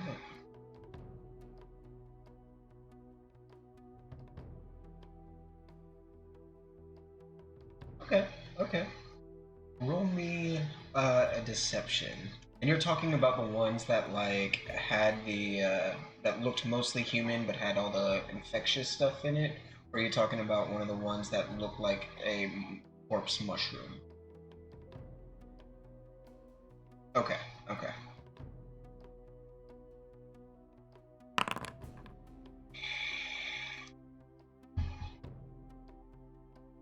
So it comes forward, and you all hear the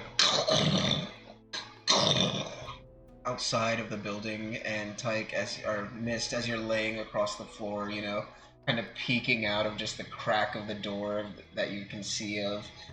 You can see the large elephant-like feet that just stop in front of your building as it looks towards the rest of theirs.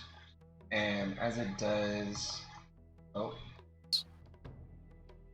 that was weird. Alright, give me a test, but we should be good. Can you guys hear us now? Hey, it's What? spoilers. I'm missing it, right? All spoilers. TPK spoilers. I mean, what? No, so, quick recap is, Matrona hid deeper into the building. Mist played possum with the other dead bodies, and Tyke disguised himself as the Walking Dead, the Mushroom Folk. So the large spore tree then leans an arm forward and kind of tilts its head slightly, and you can see the little fungal growths that it has over its face, almost like little caps budding across it, and they faintly light up with this sickly green-black color as they, almost like a spider's eyes, if you could watch its pupils, search the interior and then stop on you, Tyke. And as it does, it pauses in its stare towards you.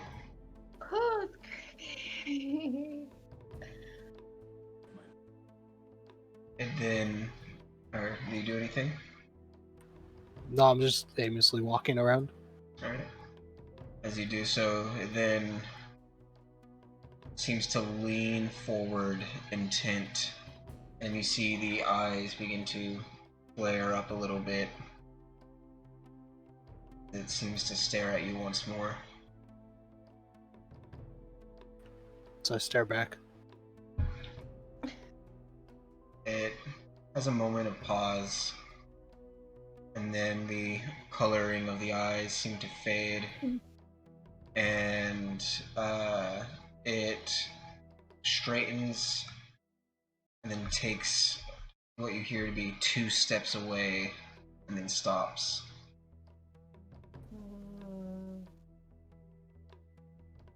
Maybe we should lay down these traps.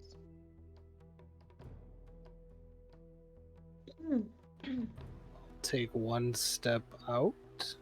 As you step out and look at it, you can see it's like half turned, the glowing eyes looking in your direction. As it sees you step out, it turns forward once more and begins to take a few more steps.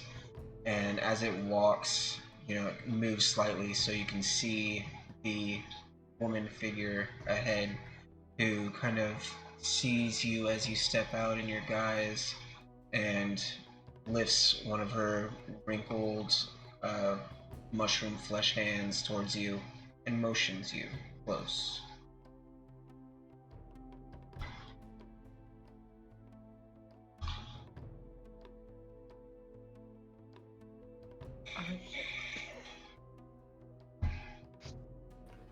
Gonna die. We're here to back Um, Well, did that thing catch on fire yet?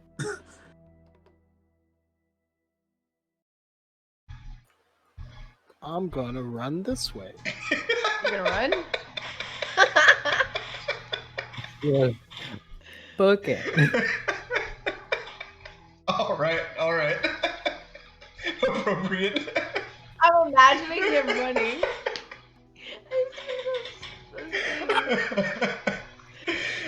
So you turn and you just like nope Nope. and run. He beckons me, and I just and turn and run. And as you go to run, there's this brief pause before the rest of you hear this as the large spore tree and Mist, you see it just kind of run by the house as well. Funny. So go ahead and make me another stealth check. Oh my god. I'm nervous for you. So good.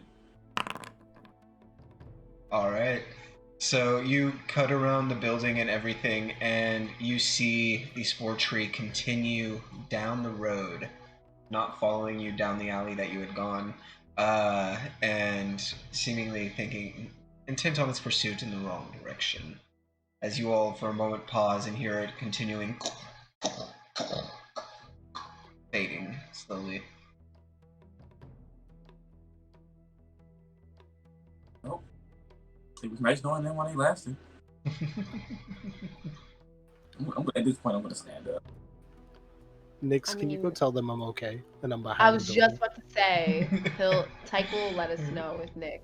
He's fine. A moment later, kind of squeezing through the boarded up windows that are in here, Nyx would fly into this room and kind of land on the table between y'all. Just go, oh, that was stressful. He's okay. He's out back. He wanted me to let you know. Where's the furry one?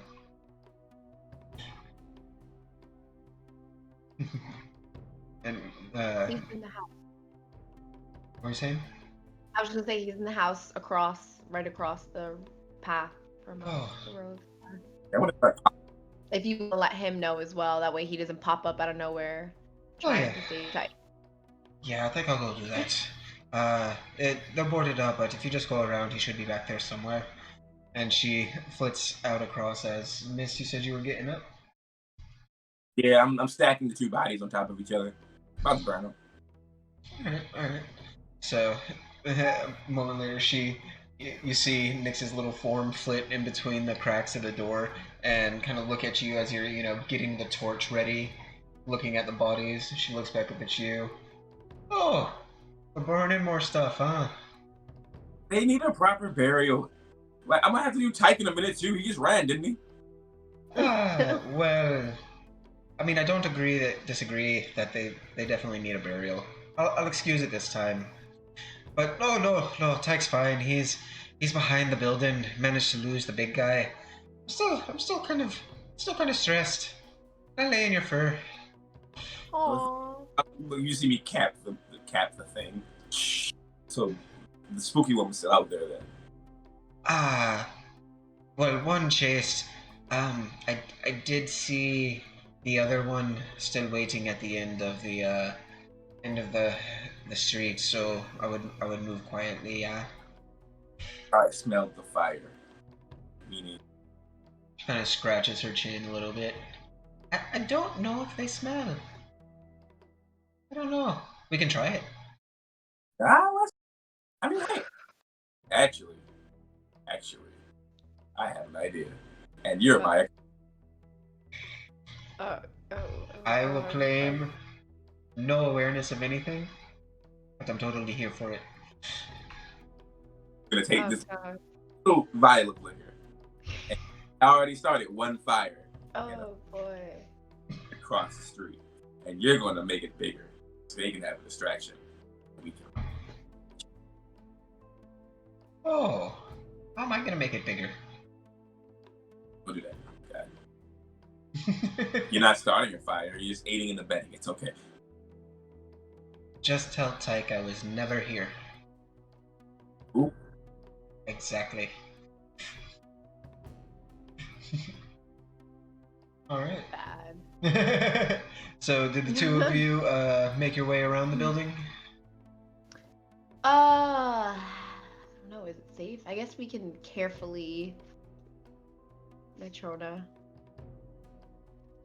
carefully go around the other side of the building.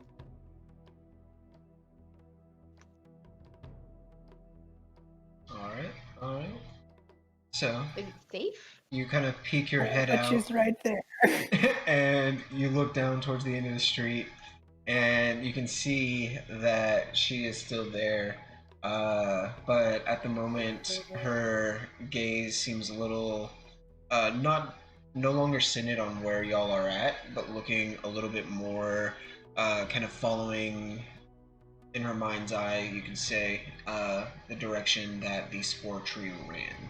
So she's looking a bit south from where y'all are at, but she's still standing there, yeah. Ooh, okay, so we'd have to be very slow and careful. Are there any windows in this house? Matrona, what do you It think? is a small, like, you can tell it used to be like a little tool shack, so no windows.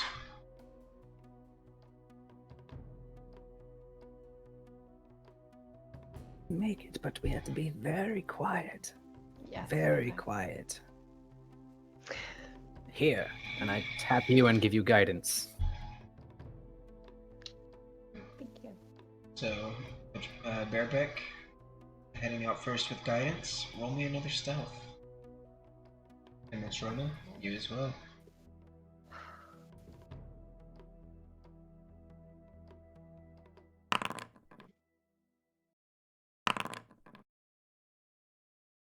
Alright.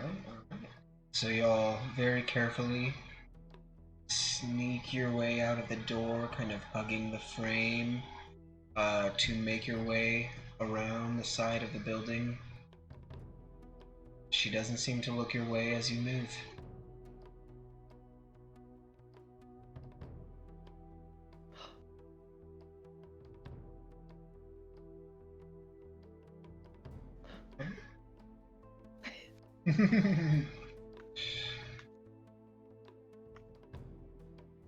And so, Mist, what are you doing for you as well? Loot bodies at this point. All right. Looking through the two bodies that you have there, you can see that there's a small dagger on the side, one's at one side, and they have a bottle as well that is looks to be some type of wine, smells like some type of wine, but there's only about a quarter of it left. Right, there's nothing. The wine. Alright. Are you, What's in the looking into the barrel, you crack it open and it seems to be a few bags of like flour and other sorts of supplies like that. A little bit of like pottery dirt and things like that that are just kind of all stacked next to each other neatly in there. I'm gonna put some of that in my pockets. Because pocket sand is always important. Alright. Easy enough to do. And are you gonna stay down here, or are you trying to reconnect with everybody as well? Especially just looking down at where I would come outside, not moving. Alright. Then, if I can, y'all over here reunite with Tyke, who are you still disguised as your fungal undead Tyke? No, I dropped it Mhm. when I Hey. got back here. Probably looks, a little winded, a little tired, but a little spooked, but good. Spooked? Absolutely not. Never. I was calculated.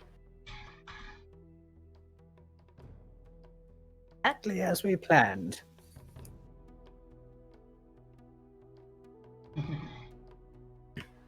So, Terrifying where's at all. the other Nope, one? nope. Starting trouble, I'm sure. I don't know. We said, Moment now. Well, I got one of them to run away, so I don't know. I didn't know what you guys wanted to do. well, I don't really know where they all are, so it makes me nervous.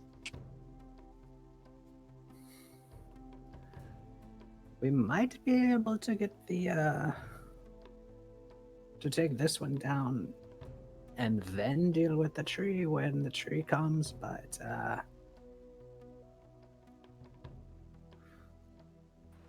mean, But I we don't can really always like go that the plan. other way. It looks like this leads up to another street, so Well, isn't this the way Mist Isn't originally it? wanted us to go? It was up and to the right anyway?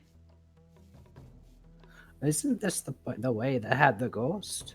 Is there a ghost around that corner? I thought it was down to the right. I don't know. He says directions, and I just don't know what he's talking about half the time. I think that's why Mist wanted so whenever badly to Nick go comes up. back, Where well, is missed Nick? where we are. Alright. And so you said wanted Nyx to go which way? With the fire and the whatnot mist? Wherever that giant pyre of trophies and bodies was. Gotcha. So the room that everybody left.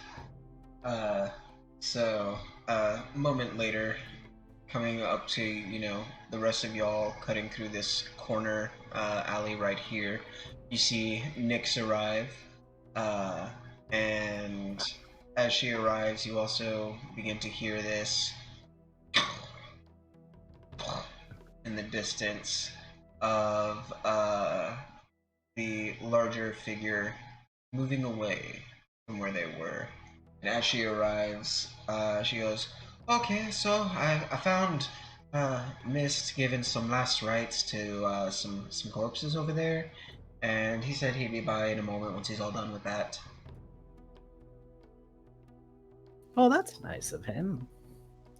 Oh my god. I think he's more just worried about the whole, Evil Dead thing going on. But yeah. She kind of flits over and, perches on Light's shoulder, or Tyke's shoulder.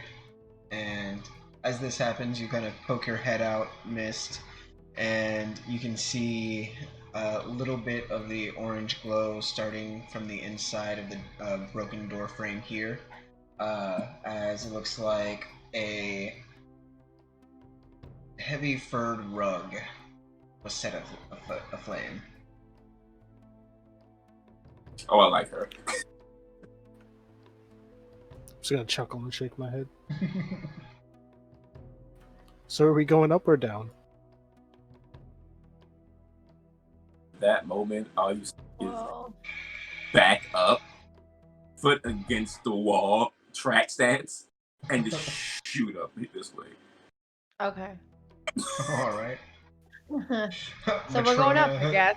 Matrona, you have a very brief instance of seeing Miss Form run by this alleyway heading up. All right, I guess we're going up now. Hi ho, this away. Okay.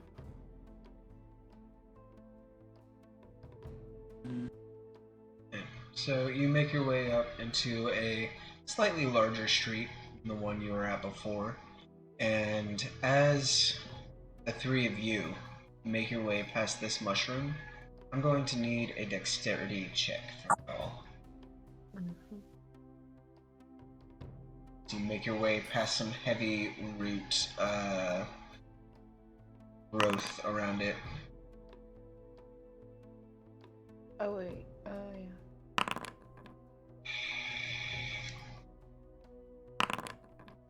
Alright.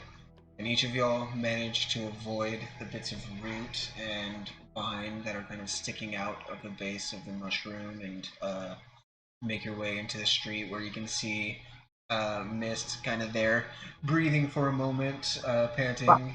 As he kind of looks up, as you look up, Mist, and you can see the others coming from further up the street.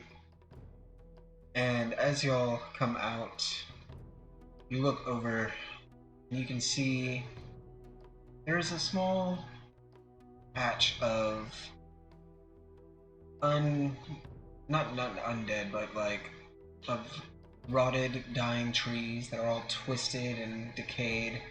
And all across the ground, there is this what looks like fuzz, this lichen of moss and things like that. And you can see multiple infected undead that are kind of moving through it, poking at it here and there, seemingly to take out something from their these like almost look like hide satchels that they're setting down and into the ground. And kind of walking amongst them, there is one of those female dreaded mushroom women who seems to be guiding them. And as you all step out, she pauses, looks in y'all's direction, and as she makes eye contact with y'all, all of the other undead there just kind of raise their heads and look at you. They just stare. Towards.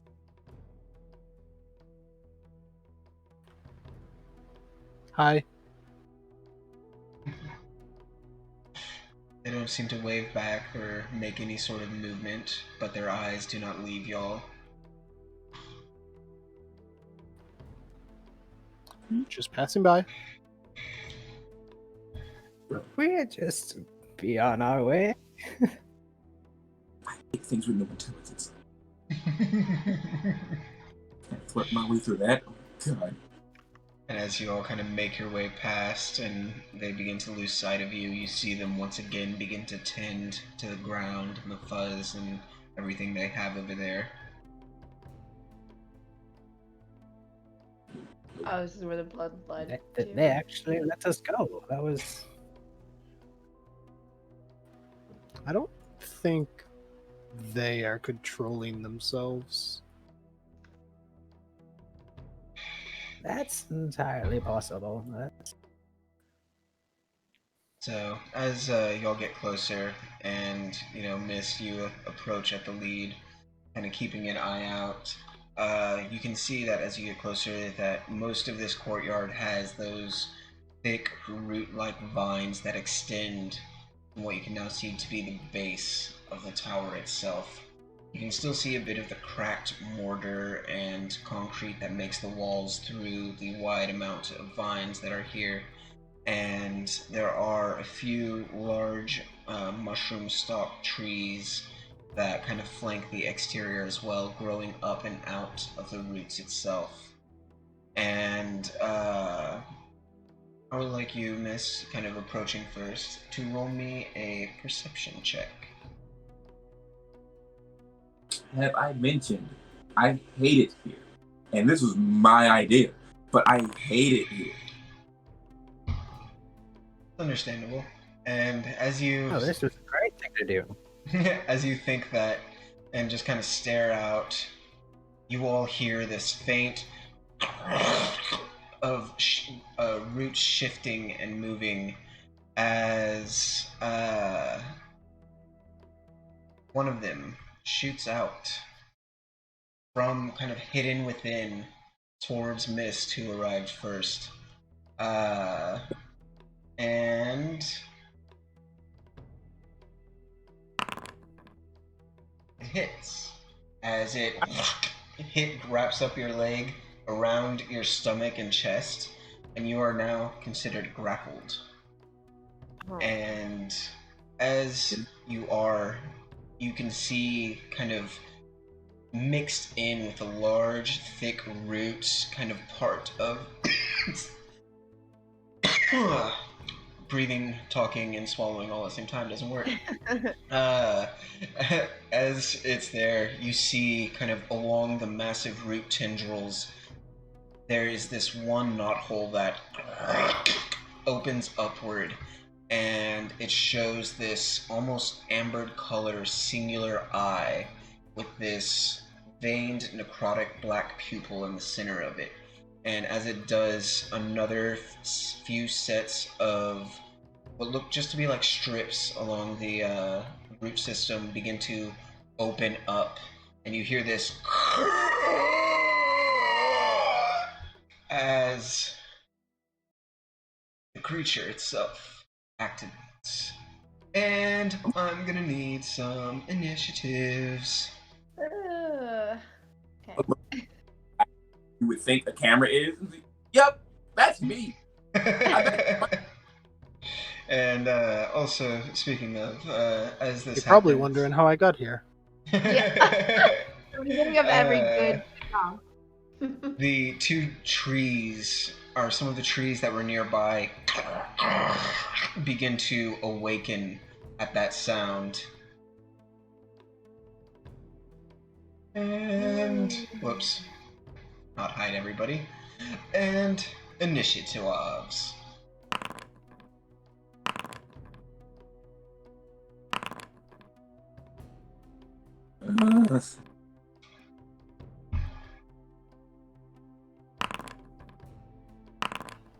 I don't see anybody anymore. Yeah, no. I see you. I don't see them. I only see myself. I only see you and I. Weird. Only see the party. And Oh, now I see nobody. We're dead. It's over. TPK. alright. Yeah, I only see Blight and I. Can you see everybody now? This is just It's tight, bareback, and me. I only. Oh! There's sorry. Trump. I Why not? apologize. There's two of them. There we go. I've Okay, got I'm everyone. starting to see the creatures. Alright, I see alright. Pike. I don't see anybody else. Wanna and bareback on my screen.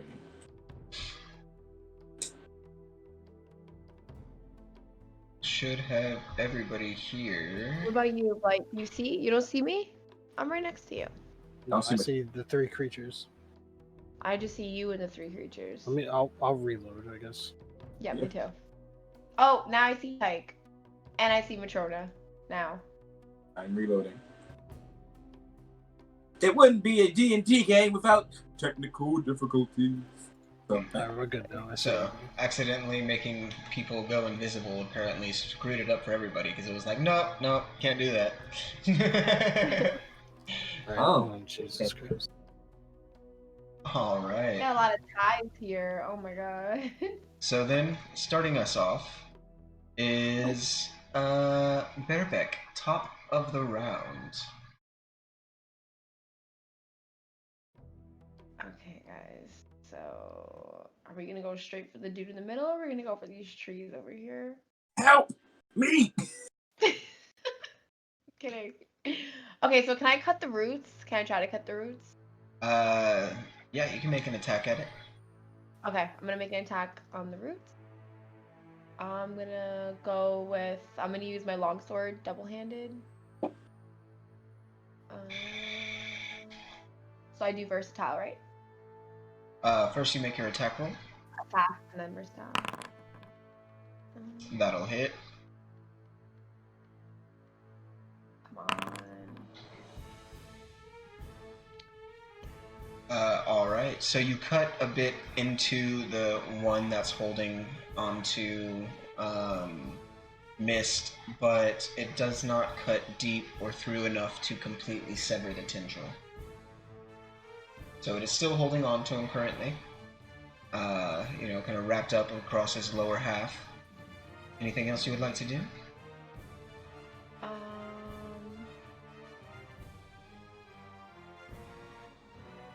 Yeah, I'm gonna go into rage mode. Alright. So seeing that the tendril doesn't completely sever, it's just Yeah. it's just the tipping point of the day. So you're like, you know what? Now I'm more mad at Mist, but I'm taking it out on the tendril. This is my fault.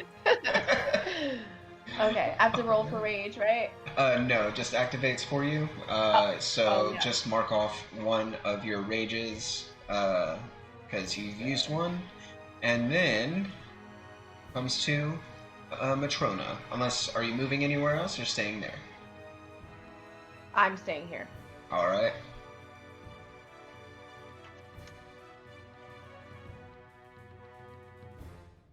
So Matrona, what you gonna do?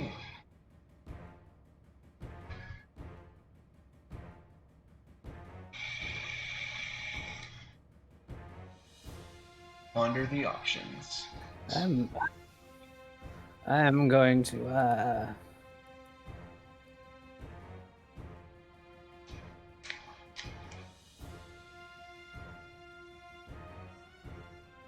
put the shield of faith on bareback. All right. And I'm going to tell him, go get them, big man. Thank you, Patricia. I'm going, and then I'm going to pull out my crossbow and fire at the tree beast that has our cat man. Sounds good. Na. Catman.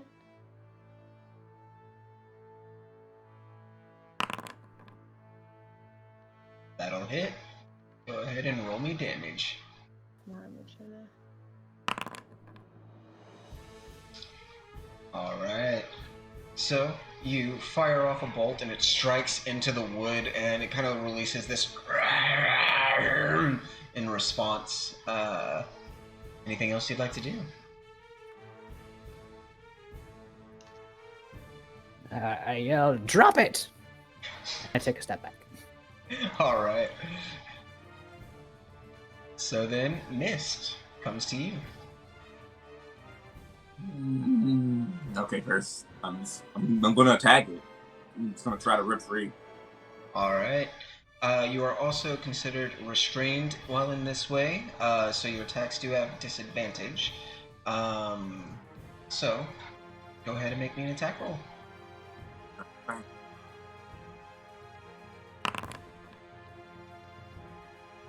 First attack, unfortunately, does not hit.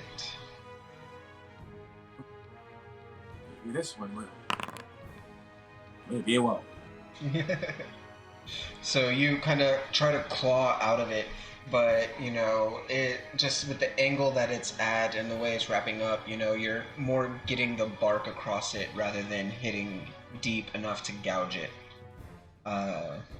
Anything else you'd like to try on your turn? Are hairballs a free action? Hairball? Yeah. Spit a hairball at his eye. Go way to distract them. Go ahead and just make me a dex. See if you can get that far with your hairball. I want to see.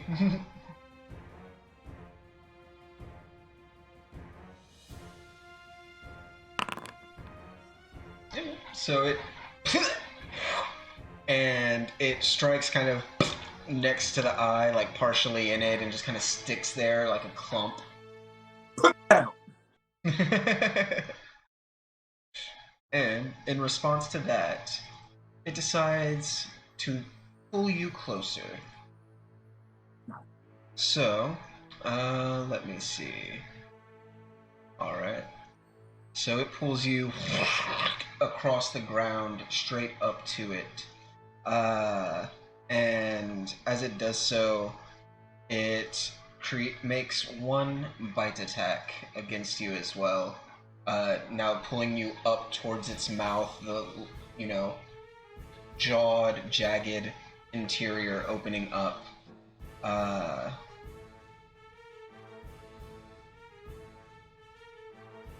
And unfortunately advantage because of restraint.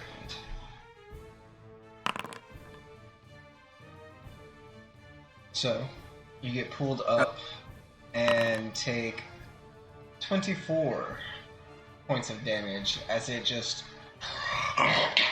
catches you into its mouth. And as it does so, two more tendrils from the ground shoot outward towards Barebeck and Matrona.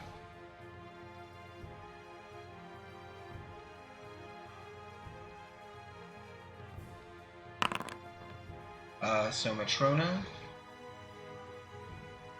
Or wait, I said Barebeck first, so Barebeck, and with your Shield of Faith, that makes you a 19, so that one misses you, Barebeck, as it shoots out with a tendril almost striking at you, and you just strike it down, pushing it away. The second one coming for you, Matrona. As it wraps around you, catching you, in the stomach and catching your arms a bit to your chest and holding on to you. But that is its turn.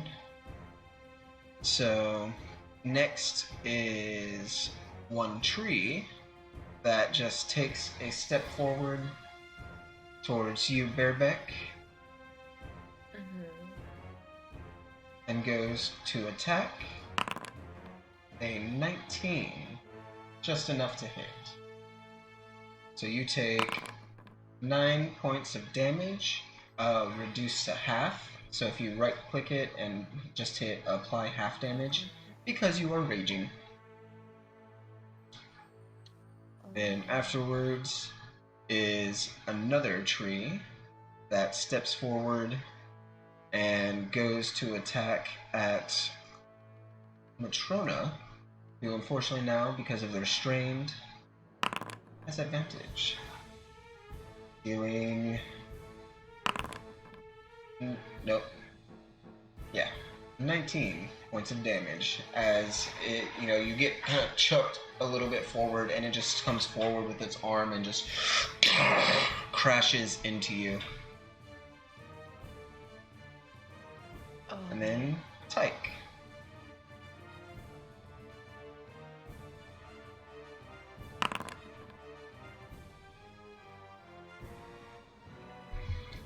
Is Shield of Faith concentration?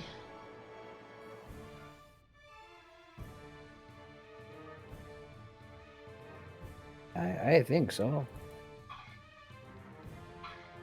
If I could open my character sheet. It is. So, Barebeck, you lose your Shield of Faith as Matrona gets struck enough, and you just kind of see the bandages tear and wrap around you, dissipating.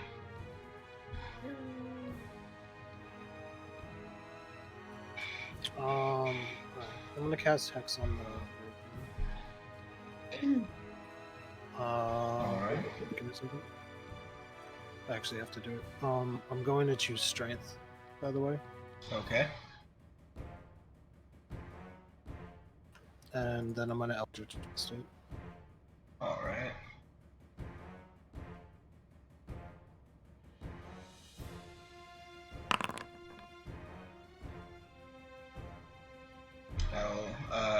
Are you attacking the rope or the?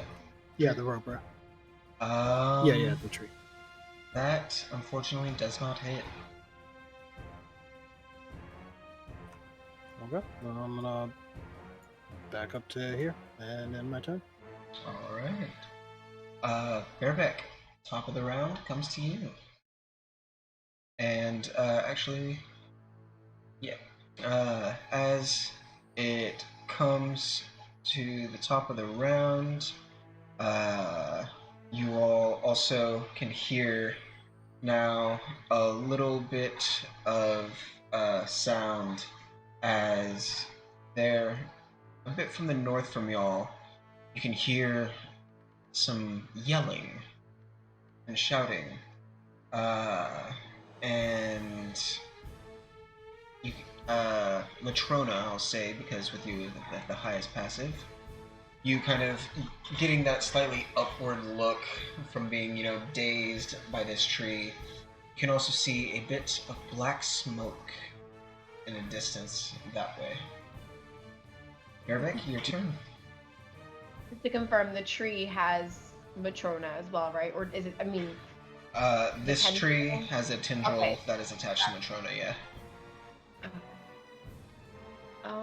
And then what's the distance on my breath weapon right now?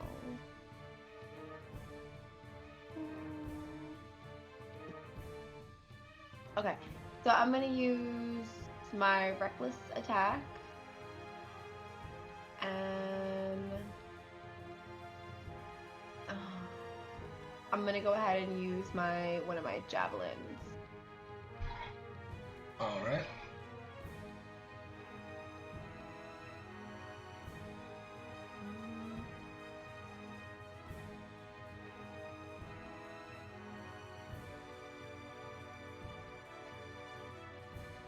And normal? you do get advantage because of reckless. Okay. So. All right. And which one are you throwing at? The one in the center that has the tendrils on. Okay. And are you throwing it at him or the tendril holding At the tree itself. All right. Roll me damage.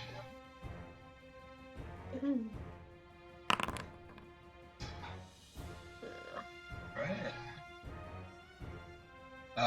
And then +2 because you're raging. Okay, so you throw out the javelin and it strikes into the base of the tree. It releases another quivering howl in response. Definitely took the damage. Anything else for you?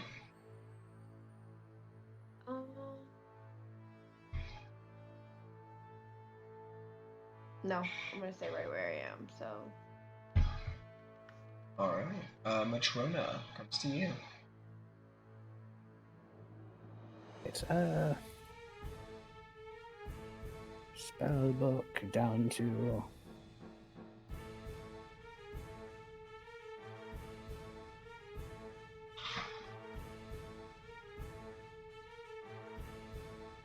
weapon.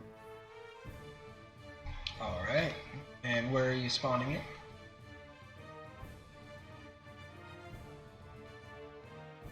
Right here next to the tree. I don't know if it shows up on your screen, but Yeah, I see it. Bam. I put a little animated Oh weapon yes, there. right. Yeah. All right.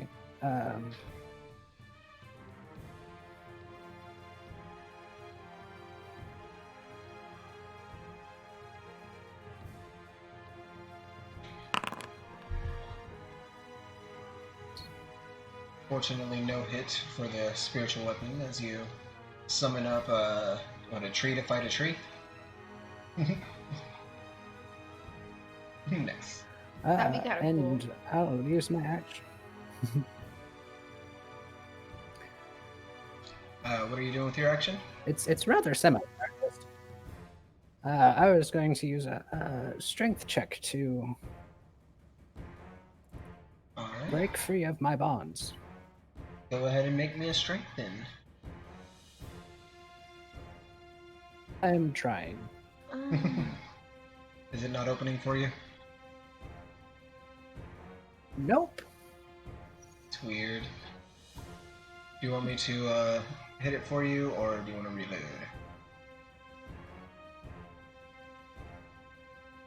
reload? Just give me one try. All right, all right.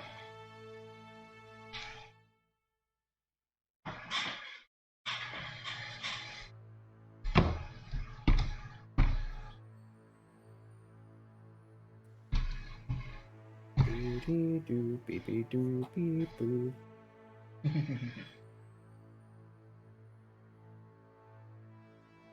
Now, is it a strength check or an athletics check? Strength check. And not a save. No. Check.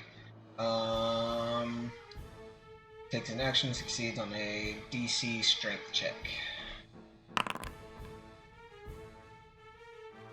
That's a success. Unfortunately, you kind of squeeze against it, but it just tightens its hold.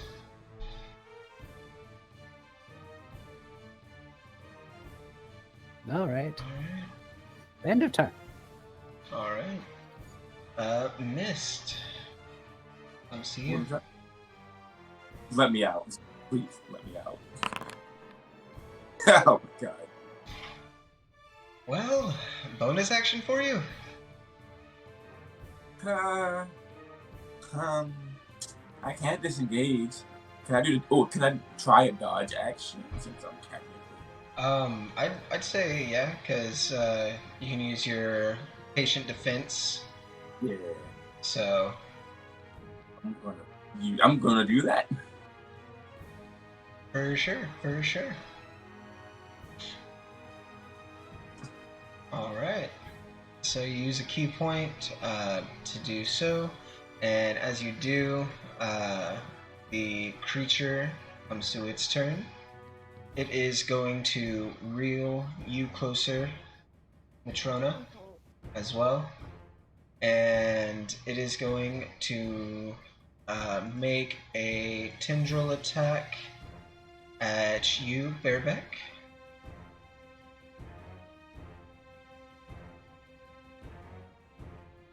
Can I try to dodge it?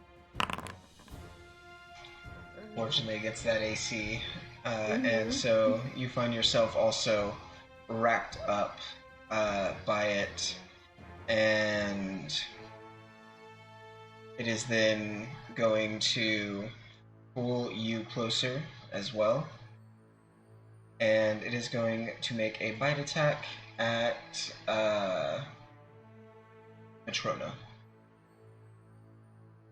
Oh, 7 hells.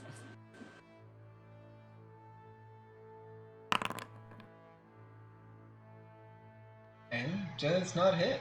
So it goes down to Chomp, but Matrona, you managing to wiggle away just enough to give enough distance between you and one of those rows of teeth. And as it does so, comes to the other two, and they both take a step forward, kind of creating this wall in between Tyke and the rest of you as they just and stand there and don't seem to move further from that spot. Tyke, come see you then.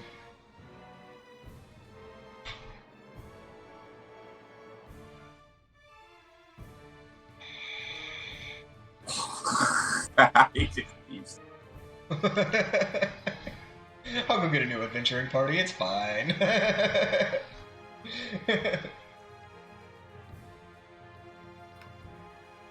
Nope. I'm gonna blast it again. Alright.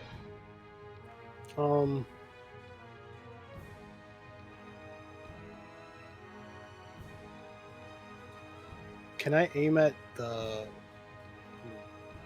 Can I try to break one of them out? Yep. Miss has taken some damage so far. The other two just got wrapped and pulled in. So, which would you like to attack? A break... Missed out, I guess.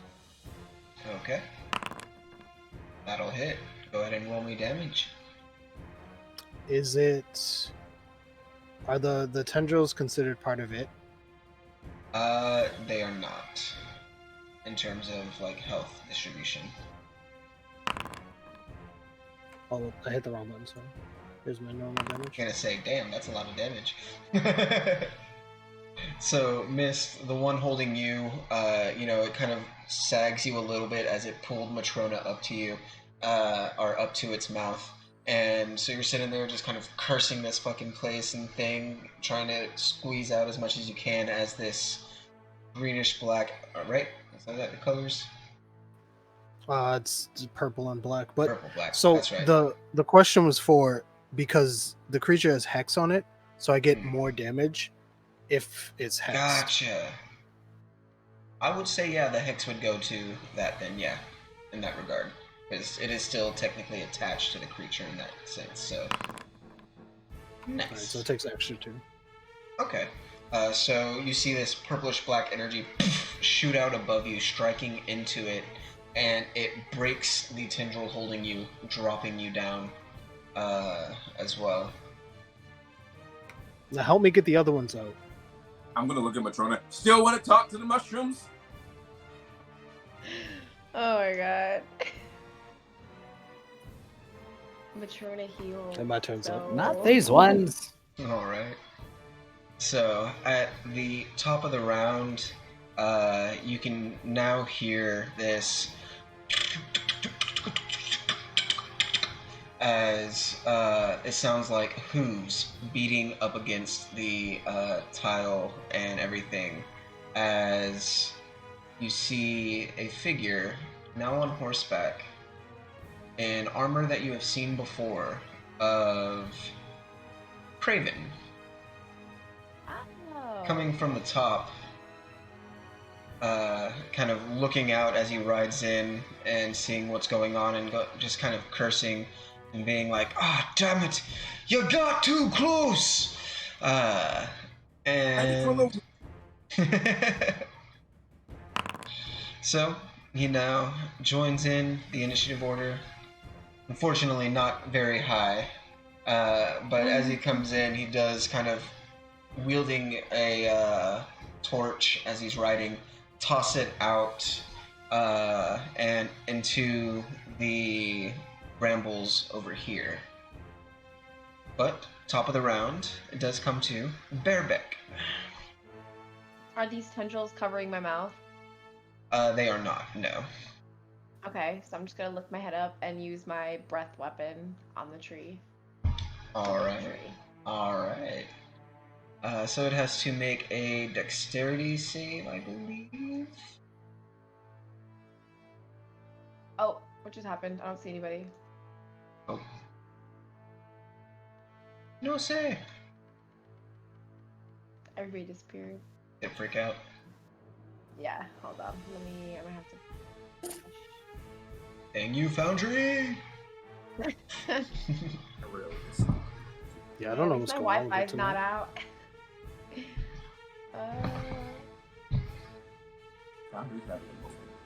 Now it's all gray. I don't see anything. No, not now. This is the worst time.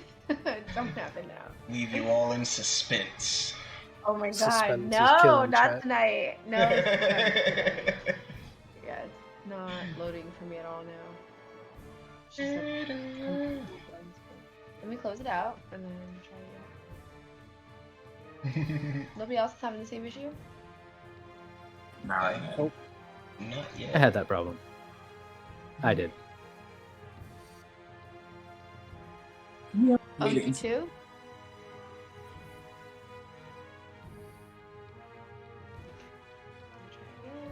Just It happened needs- like right after my turn, so I had. Oh no. It just It's needs some dumb. gentle loving and then a swift kick in the ass, you know? So just a gray screen. More one than the other. Yeah.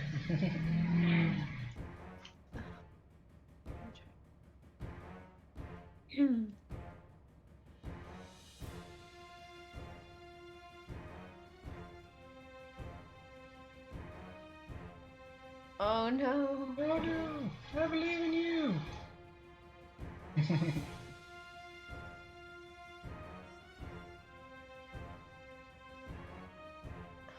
It will be a deck save though. Yeah.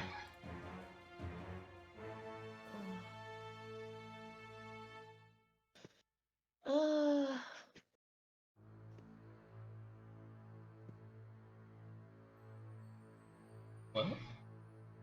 I keep saying logging in, but it's not logging in. It's just a black screen. That's kind of weird. Edge. Why? No. Not right now. Might need to give it a minute to load. Yeah. If you want, I can, roll for it. Like and, even after the loading bar is finished. Let you describe anything else you want while you try and get it in. So. Oh, wait, we're loading. Okay, the game's like, no. Hey! Wait, it's so gray. Well, let me give you a minute. Load it in, but everything- Alright. No, it doesn't even. Okay, loading. Yes. Okay. Yes. Okay, I see you guys. Alright, so it, what just happened? Nothing yet. We were making sure Okay. it went through, Okay, so, So- dexterity first? Yeah, it's gonna make a dexterity save, Ha, and it thoroughly fails. yes, that's good. So go ahead and roll me the damage of your breath weapon, which is going to be 2d6. Okay. 2d6 Yeah. Oh, there you go. damage. Yeah, I wasn't showing up for me. 2d6 plus bonus, normal. No bonus, just normal. Alright. So you release out a breath, and because of the angle, it doesn't get as solid as a strike across its chest as you're hoping, but it does manage to strike across it as well as the tendrils holding you and Matrona. So now those are also slightly damaged as well. And alright, you also have a bonus action. If there's anything else you would like to do. I really want to use my Stormora. I just don't want to kill anyone in the process, so I'm gonna have to hold off on that one because I don't know how much longer we're gonna be stuck here. Okay, that's it for now. All right. Then, after you comes to Matrona.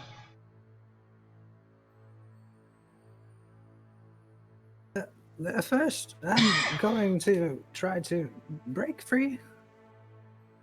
All right. Strength check for me.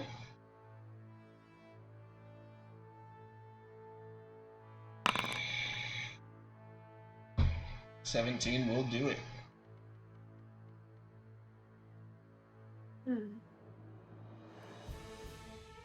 So you drop not down that it really to matters the much, ground. but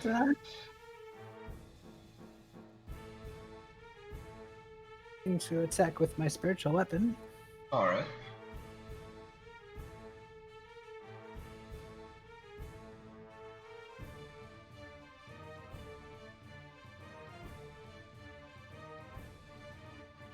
And you can make the spell pop back up without using. Yeah, there you go. Come on, come on. I gotta get out of this one. Nice. A critical spiritual weapon. Always good to see. As your tree slams into it, striking across it, and causing these little cracks to splinter across one side. It does not seem happy.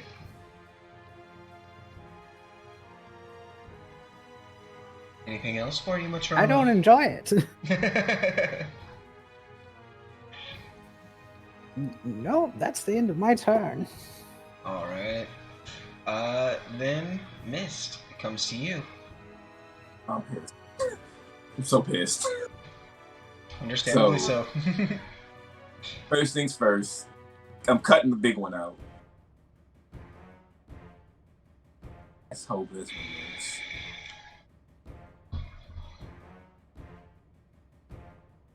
Boop. That'll hit.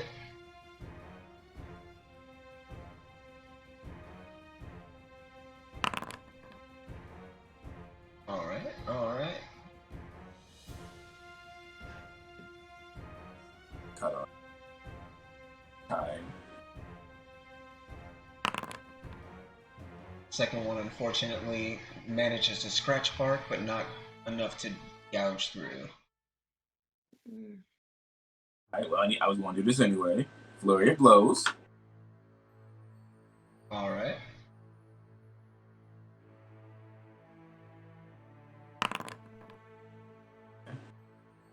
Fortunately, you just kind of go out and hit the same spot, not making a deep impact. So this is the last one. I'm going to do this. Doesn't hit, but I'm going to use the Drunken Monk feature and add disengage to this so I can run away. Sounds good, sounds good. I mean, yeah. As you quickly just boom, boom, boom. Why are you running into me? Aww. Hey. I think he's running to his dad or something. Tight, shield down. Come on, Matrona, you got this. Alright.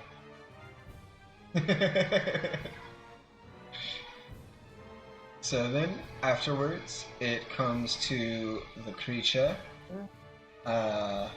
It is, now going to see more approaching.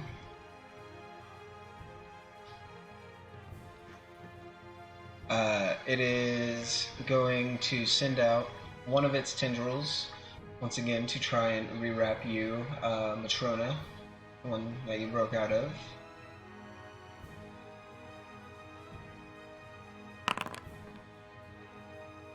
Does not hit. So you take a step back, catching it with your shield and pushing it away. It is going to send out another in the direction of Craven and his horse.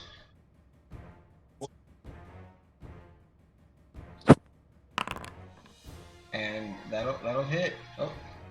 Oh no! The- This is horrible. As it doesn't hit Craven, but it does hit his horse, just No, it doesn't work. catching around its feet and causing him to spill. But it then is going to try and make a bite attack at you, Bitterbeck. No.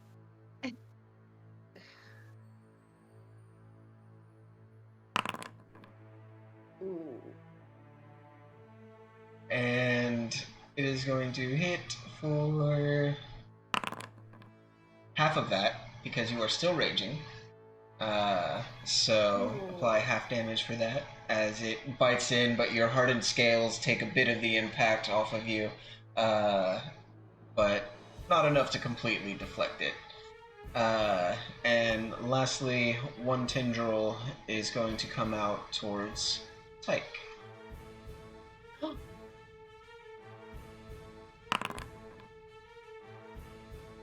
Catching him, but unable to pull him closer. Alright. Then, afterwards, it comes to the spore trees. The one over here is going to 5, 10, take a few steps closer, but it doesn't seem to go any further than that, as this one moves over towards where Craven fell. And then Tyke comes to you.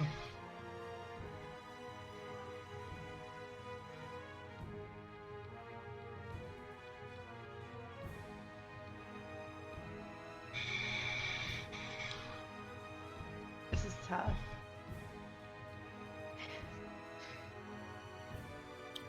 I'm going to. It needs to make me a wisdom saving throw, please.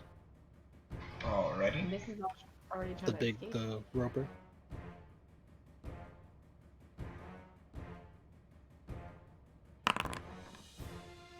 Critical fail. Mm.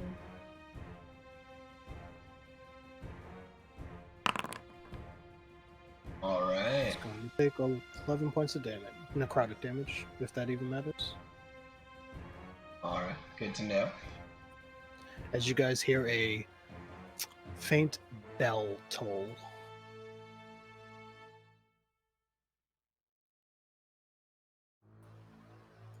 Anything else for you? Well, I'm restrained, so no. I'm just gonna hang out here. Alright. So, after that, Craven is going to stand up, look to his fallen steed, shake his head, and go 5, 10, 15, 20 to here. And as he does so, he is going to pull out. Do I have it? Yeah, I do. A heavy crossbow that he aims at the tendril holding onto you, Bareback. And as he does, he's going to shout out, "Get away from it! We have to get out of here!" I don't know why he became German all of a sudden, but... Scheiße! And that is gonna hit. For sure. Mein Schwur. Alright. So it completely cuts through the tendril holding onto you, Bareback. And as you fall, he yells out, "The trees can't go past the roots! Come on!" Can I make a move? That doesn't count, right? You'll have to on your turn, which it is now. Oh, Perfect. So how far do I have to be again? In order, I want to be close enough, but like not too far. Close enough for what?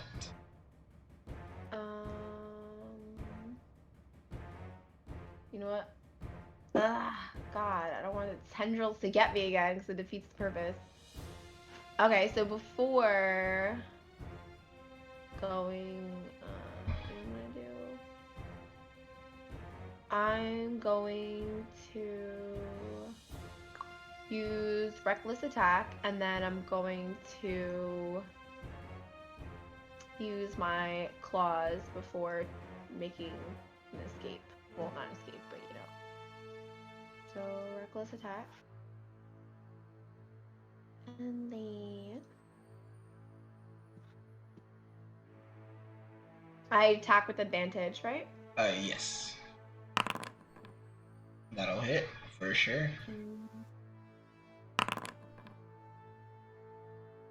Alright. You reach out, giving it a cursory fuck you slash across it before you head which way? I'm gonna come over here. Let me see. Sorry. Okay. Over here. Oh, you gotta click the little square rather than Yeah, the over. yeah. Okay. Alright. And as you make your move away, the large tree does kind of reach out with its, or as much as it can reach. It more leans, but the mouth opens, trying to catch hold of your hand before you get away. As it gets a opportunity attack with advantage because you attach recklessly. Mhm. Yeah. Does hit. So you take half of 18 as you are still raging, as it does manage to scrape across the scales of your claws and hands, kind of peeling off some of your claws in a very painful process. But you manage to get away. Matrona, comes to you.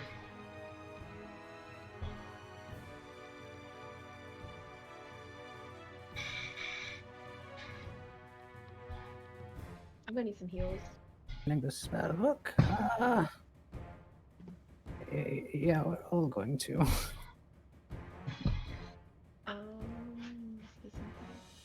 Taking it back from everything. That'll hit.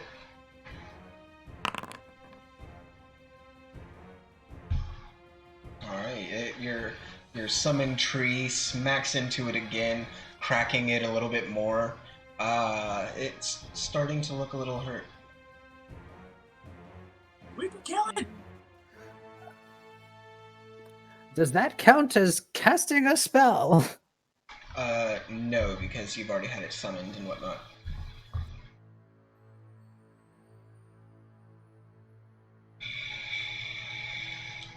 Oh, I can't see you guys again. Hold on. Haterade. We're back. Damn. That would have been it. Felt it. So you reach out, trying to catch it, as your hands sparkle with that blackish green necrotic energy. But one of the tendrils manages to push you away just enough to where you miss. Can we just bring down this whole building? Opposed to it. Any movement? Anything else for you? That ends Matrona? my turn. Staying there? Yep. Alright. Mist comes to you. I make mouth up. Wait, what? I'm gonna take some rags. I'm gonna take one of these bottles. I'm gonna take a torch, throwing it in the center of all that. Alright. With Alright. Corona.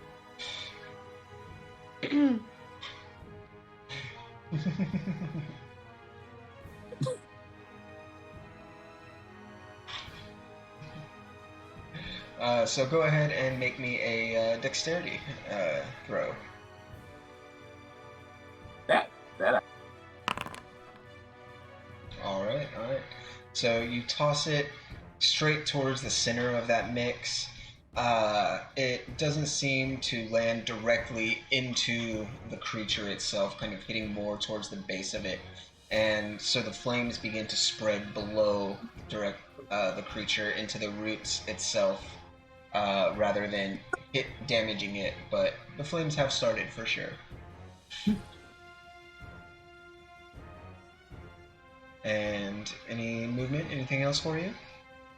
I'm just gonna nope one out of here. Yeah.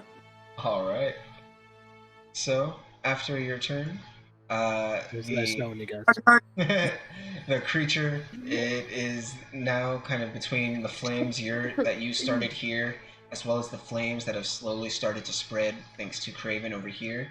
It is going to use its action to use all of its tendrils to start, and it is beginning to try and just put out the flames around it.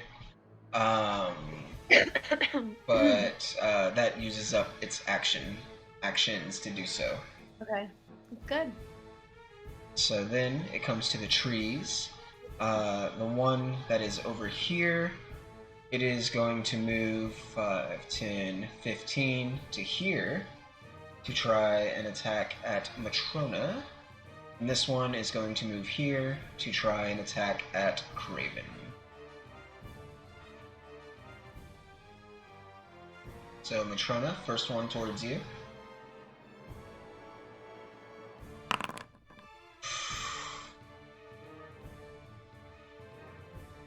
Alright. So 30 points of damage. As luckily it only drops her unconscious. But you see Matrona's figure momentarily just get dwarfed by this large tree before its arm comes down, leaving the small, cracked indentation on the ground around her. And the one by Craven does the opposite. It swings, but instead hits out into the building itself, just kind of breaking off a piece, the corner of the building's roof. And Tyke, comes to you.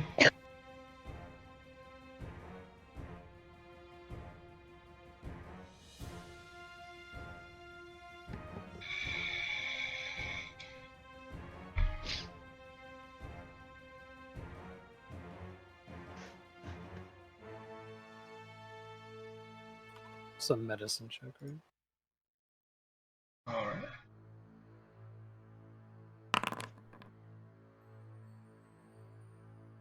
So you go down, and it is just a beaten, battered, bruised, possibly broken Trona. You do your best to try and, put her limbs in the way they're supposed to be. But I have no idea what I'm doing. You've been floating for a while. It's been a while since you've had to do this. Any bonus or movement for you? Well, no, I moved up there. I don't have a bonus action. Okay. So after you comes to Craven, who is going to come and step around.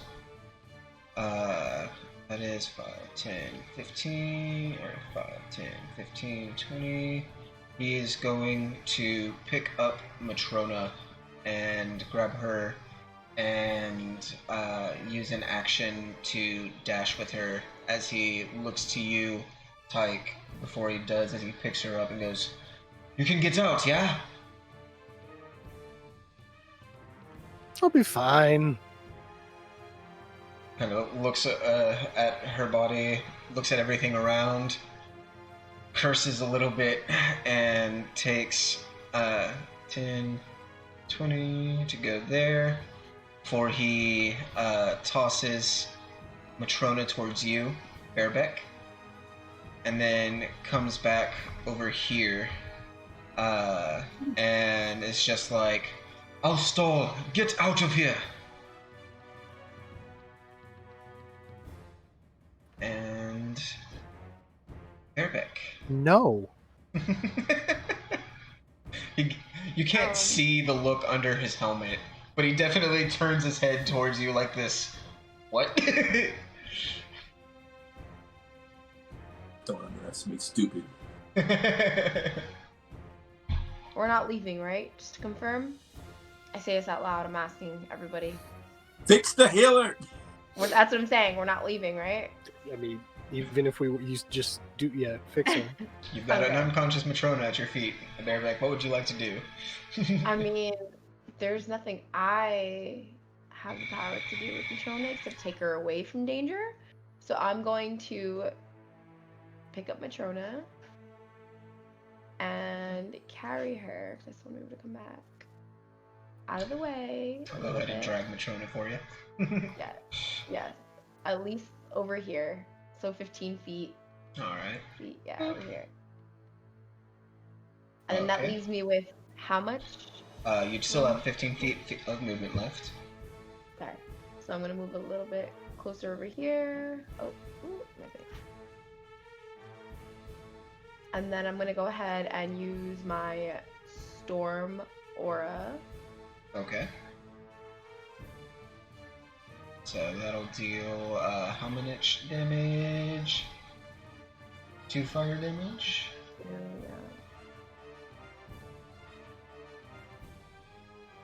Yeah, I was going to say, yeah. I got you. Perfect. Damage.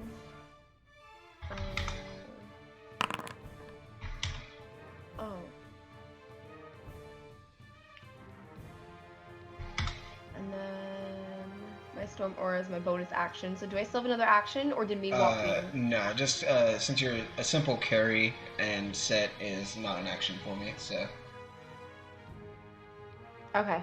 So then I'm also going to attack this dude over here on the. Wait, is Tyke caught in the tendrils? Not currently, no. Okay. So I'm gonna go ahead and use my centaur on this guy over here, nearest to me. Alright. 14 does hit.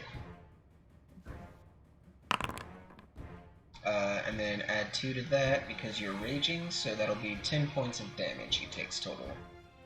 Nice. Alright.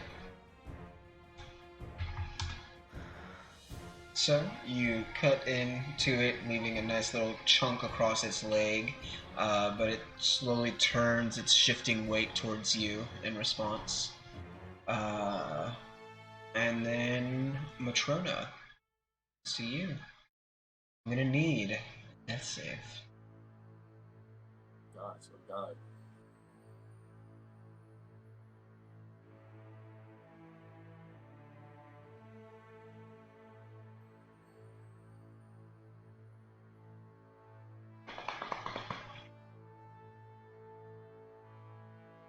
Suspense.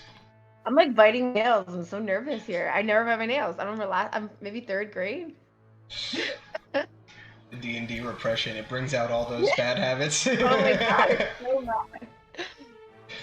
Alright, so unfortunately 1 failure for Matrona, but not a nat 1, so we're okay there.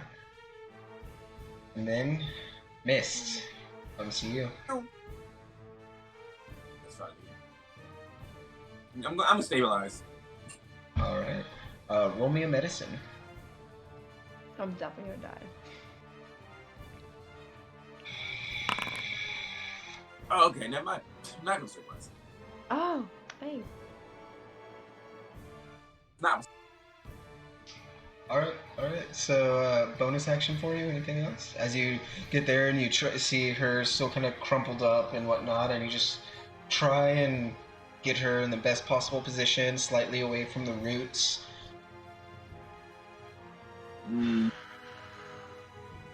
Patient.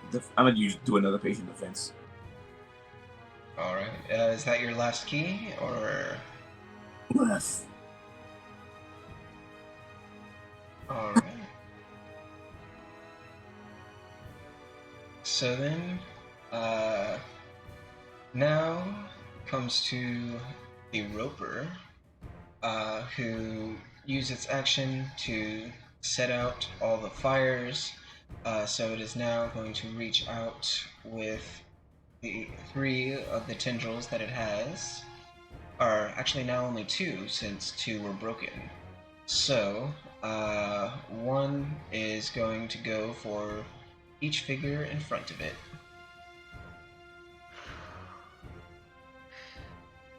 Fuck up, fuck up, fuck up, fuck up, fuck up. 20 for Craven, which hits, restraining him. And attack for Tyke.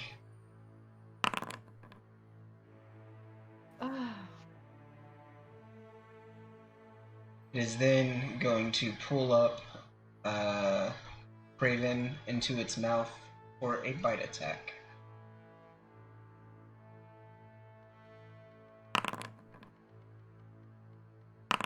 Dealing 21 points as it lifts him up, and you just hear the crunch through the armor and everything, and just this brief "Ah!"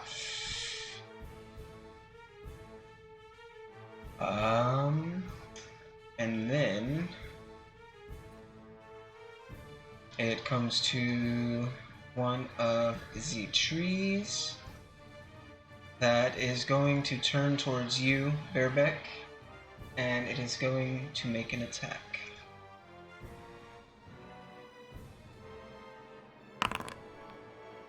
Does not hit with your new AC. Oh. And, but unfortunately, the other one is going to take a step forward towards you and try its luck, as you are the only one within reach. Ooh. Just hits Just made it. for half of 14. So 7 points of damage to you as you block against one, kind of taking the strain, but the other one comes from the side, checking you like a T-bone car. Okay. And then Tyke comes to you.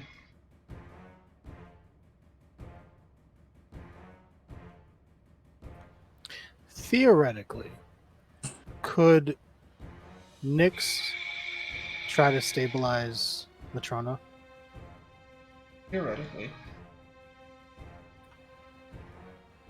Nyx, go help her.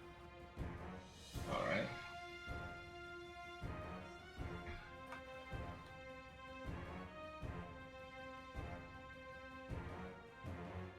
And medicine.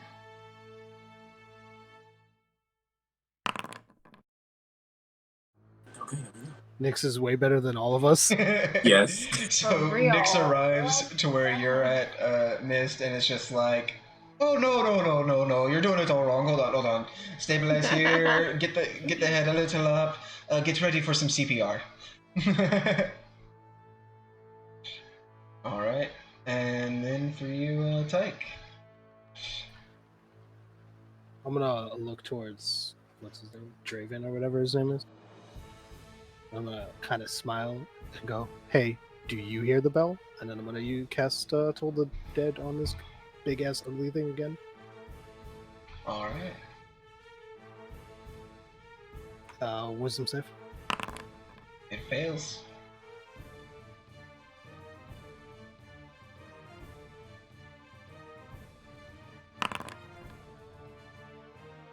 It's 10 points. All right. And he kind of, after a moment, and the boom goes off. He kind of tilts his head. Yeah, what's that? It's the sound of this thing dying. Kind of grins under the helmet a little bit, which, can't really see too well.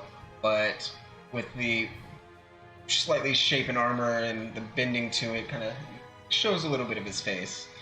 And he then throws down the sword a little bit and takes reaches into his pocket, and as he does so, he kind of shows you like something in his hand, and you see a small red orb that he's holding.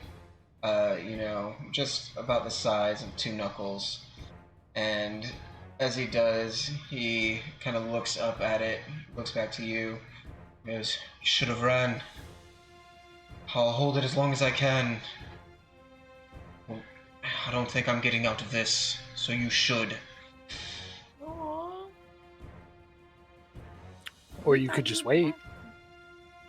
He is holding it, kind of waiting, but he is holding an action currently. So, Airbeck, come see you. Okay, first off, I need to move. So I'm gonna move right here. Nobody's in my Alright. little aura. If you do move there, they will get attacks of opportunity. Unless you take an action to disengage.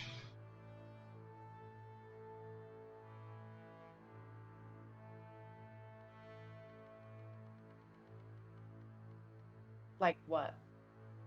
So you would just say I use the disengage action instead of like an attack action, and then it basically you're using your action to dodge their incoming attacks, so Okay. they can't use an attack of opportunity.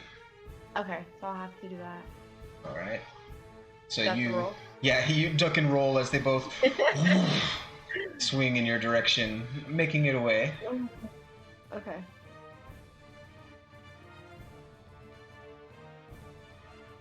That's good. So I can't use an action, right? Correct. You can use a bonus action, but no action. Live. Okay. So I'm done. I don't have any other bonus actions to use this round. Alright. And as you at least make it safely away and kind of look back to where they're overseeing Matrona's body, Matrona, would like a death save at advantage.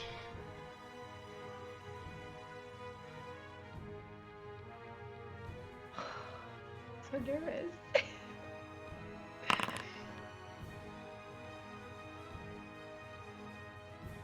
Alright, alright. You are still barely hanging on. Goddamn, Matrona. So then, Mist, come see you. Okay, so first things first. Second things second. Drop that down. I need the speed. Alright. My 80 speed of movement. Run like right. Wait, is your storm aura still a thing? Because if not, I'm going Is what? Yeah, it's not in it. Alright, so I'm gonna go like right here. And with presumably his last bottle of liquor, which is saying a lot. Yeah, that's The really last bottle of wine he got from that dead couple. He's making one last Molotov cocktail. And I should have done this a long time ago. And he wants to burn it down. He's Alright. Go ahead then and make me that dex throw. Alright, so you chunk it once more, and it strikes into the roots and wood and everything like that over here, and begins to catch fire that area. And the roper in response releases its howl of displeasure. Anything else for you, Mist? That was 30 feet. I could have not used this, but I'm gonna run back right next to the truck. Alright. Then, once it comes to you, it is going to spend its action to drop the two of y'all and begin to pat out the flames once more, trying to keep them from spreading up it in a slightly manic way. And then afterwards, it comes to the two spore trees, which are more intent you've noticed, they more have a perimeter watch. So anything that happens within, they kind of leave there. So they move a little bit closer towards you, Verbeck, but unable to get closer. One of them does leave your attack range, Tyke, in case you want to have an attack of opportunity.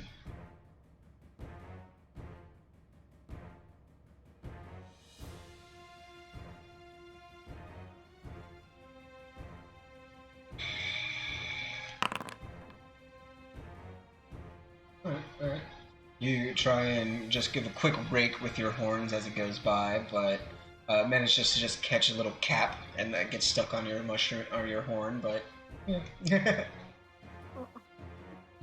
But it does come to you, Tyke.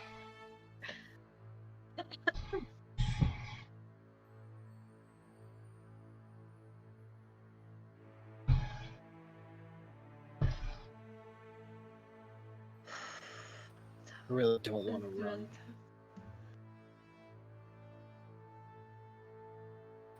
Fine. Kill it.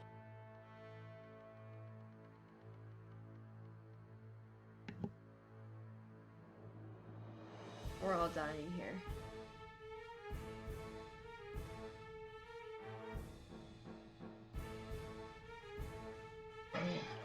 Did you use an action to disengage, or? No, I just ran. Alright.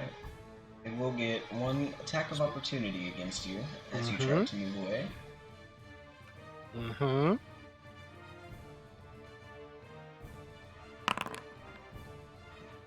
$18. It hits me. Alright. Oh my god. Our glass cannon is broken. Oh my god, this is tough. Does that do it, or do you still have enough to run?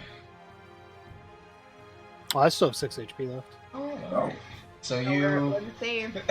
you can feel a bit of it tear at your back as you run, kind of catching a little bit of your horn in the process. And you've never had it feel like something almost pulls your horn out of your skull, but it hurts. But you reach back with one hand and release the hellish flames. Snap my fingers.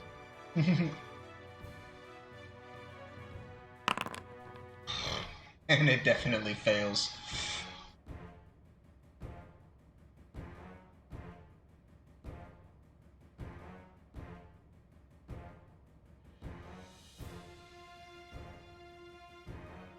And our damage is solid. As you just reach back and the fire just... And as it catches onto the tree, you can see that it completely... completely engulfs and spreads across the wood and mushroom, and parts of it start popping, and you hear this loud as it starts to just crack and splinter, and you can hear the popping of different parts of it as it dies. Yes. You might want to get out of there. And as it does so, anything else movement or other bonus for you, Mr. Tyke? Oh yeah, this big ugly thing right in front of me. Mm-hmm. It's gonna catch an Tyke. Eldritch Blast right to the face. All right. That'll hit. Yeah.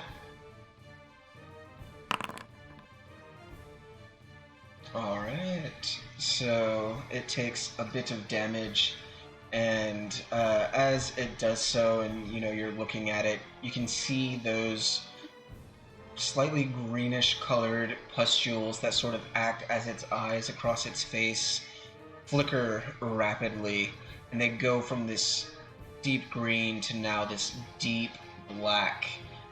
And then was that your movement too? Yeah, I used all my movement to get away from it. Alright. Then at the end of your turn, Home Slice is going to run out as well. And as he does so, he's going to kind of look back and just going, "Impressive! Ah, go through the alleys, meet at my lodge. We might be able to help your fallen friend." As he points kind of back across from wherever y'all are, in, the direction that y'all had originally come from. And he is going to 5, 10, 15, 20, 25, 30, to begin heading in that direction. Through the alleys? Yeah. So actually, he's still got movement. 5, 10, 15, 20, 25, 30, yeah. He begins to make his way back and across. So, Bearbeck comes to you. I may have to follow his lead, because I'm about to die. So, do I still have Storm Aura around me? Am I still you do technically have it, but now that you've already activated it, it's your choice to do the fire damage. So No. you don't have to hurt your friends. Okay. At least past the first time. The first time they have to get hurt. Alright, so I'm just gonna go ahead and... Okay.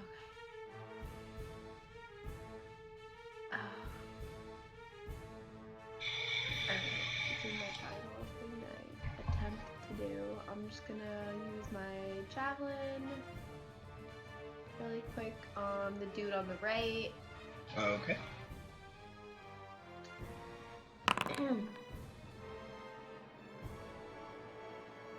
That hits, right? Yes, it does.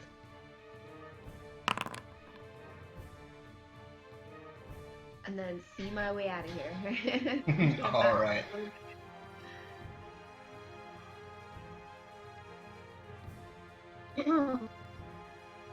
Alright.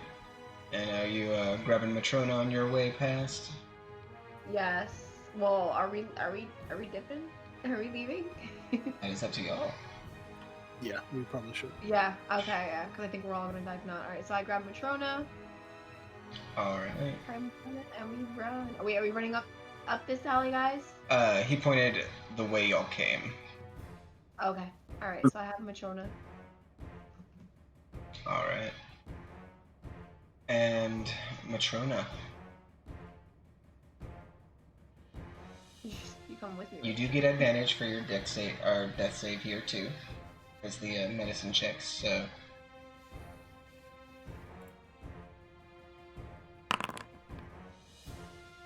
All right. I'm not dead yet.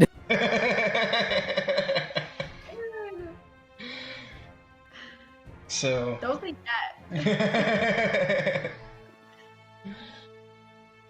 So then, as you carry off Matrona's body, still currently breathing, although blood trickling from the nose and the mouth, and as mist follows, and you can see Tyke beginning to make his way back as well. That is where we're going to end today's session. I throw one torch.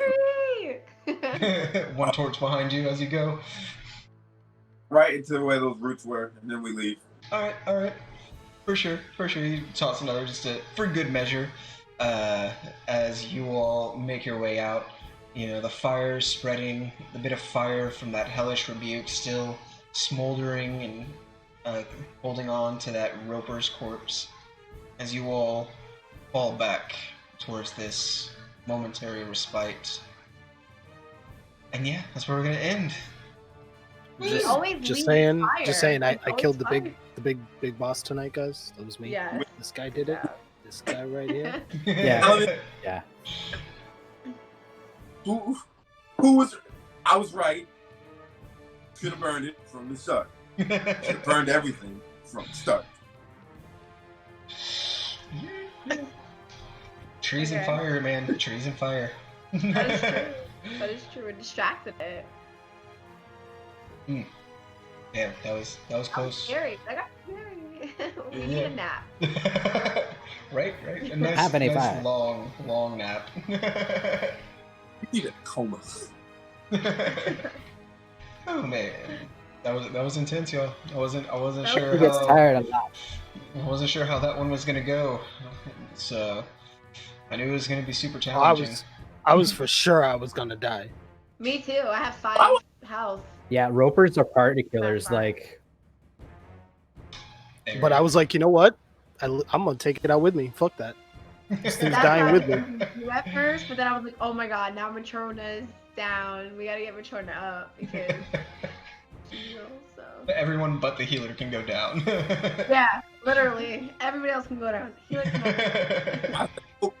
Nope. Bigger issues. I got like 3 bottles. I'm also Damn.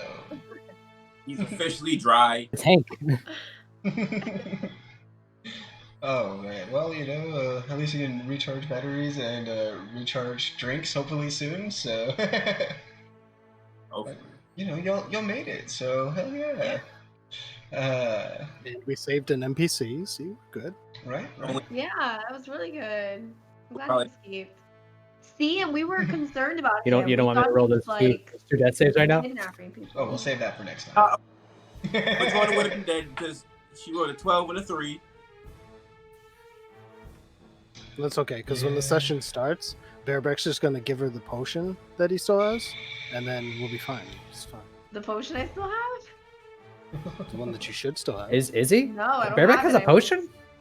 I did have a I potion. got- remember? I got 2 potions, and I gave one to Mist and one to Bareback. Yeah, I almost died the last game. I was in the middle of it all. They kept attacking me and I almost died, so I used it. I'm 99% positive I used it. Yeah, I did. I was gonna die, and that gave me like a lot of my health back.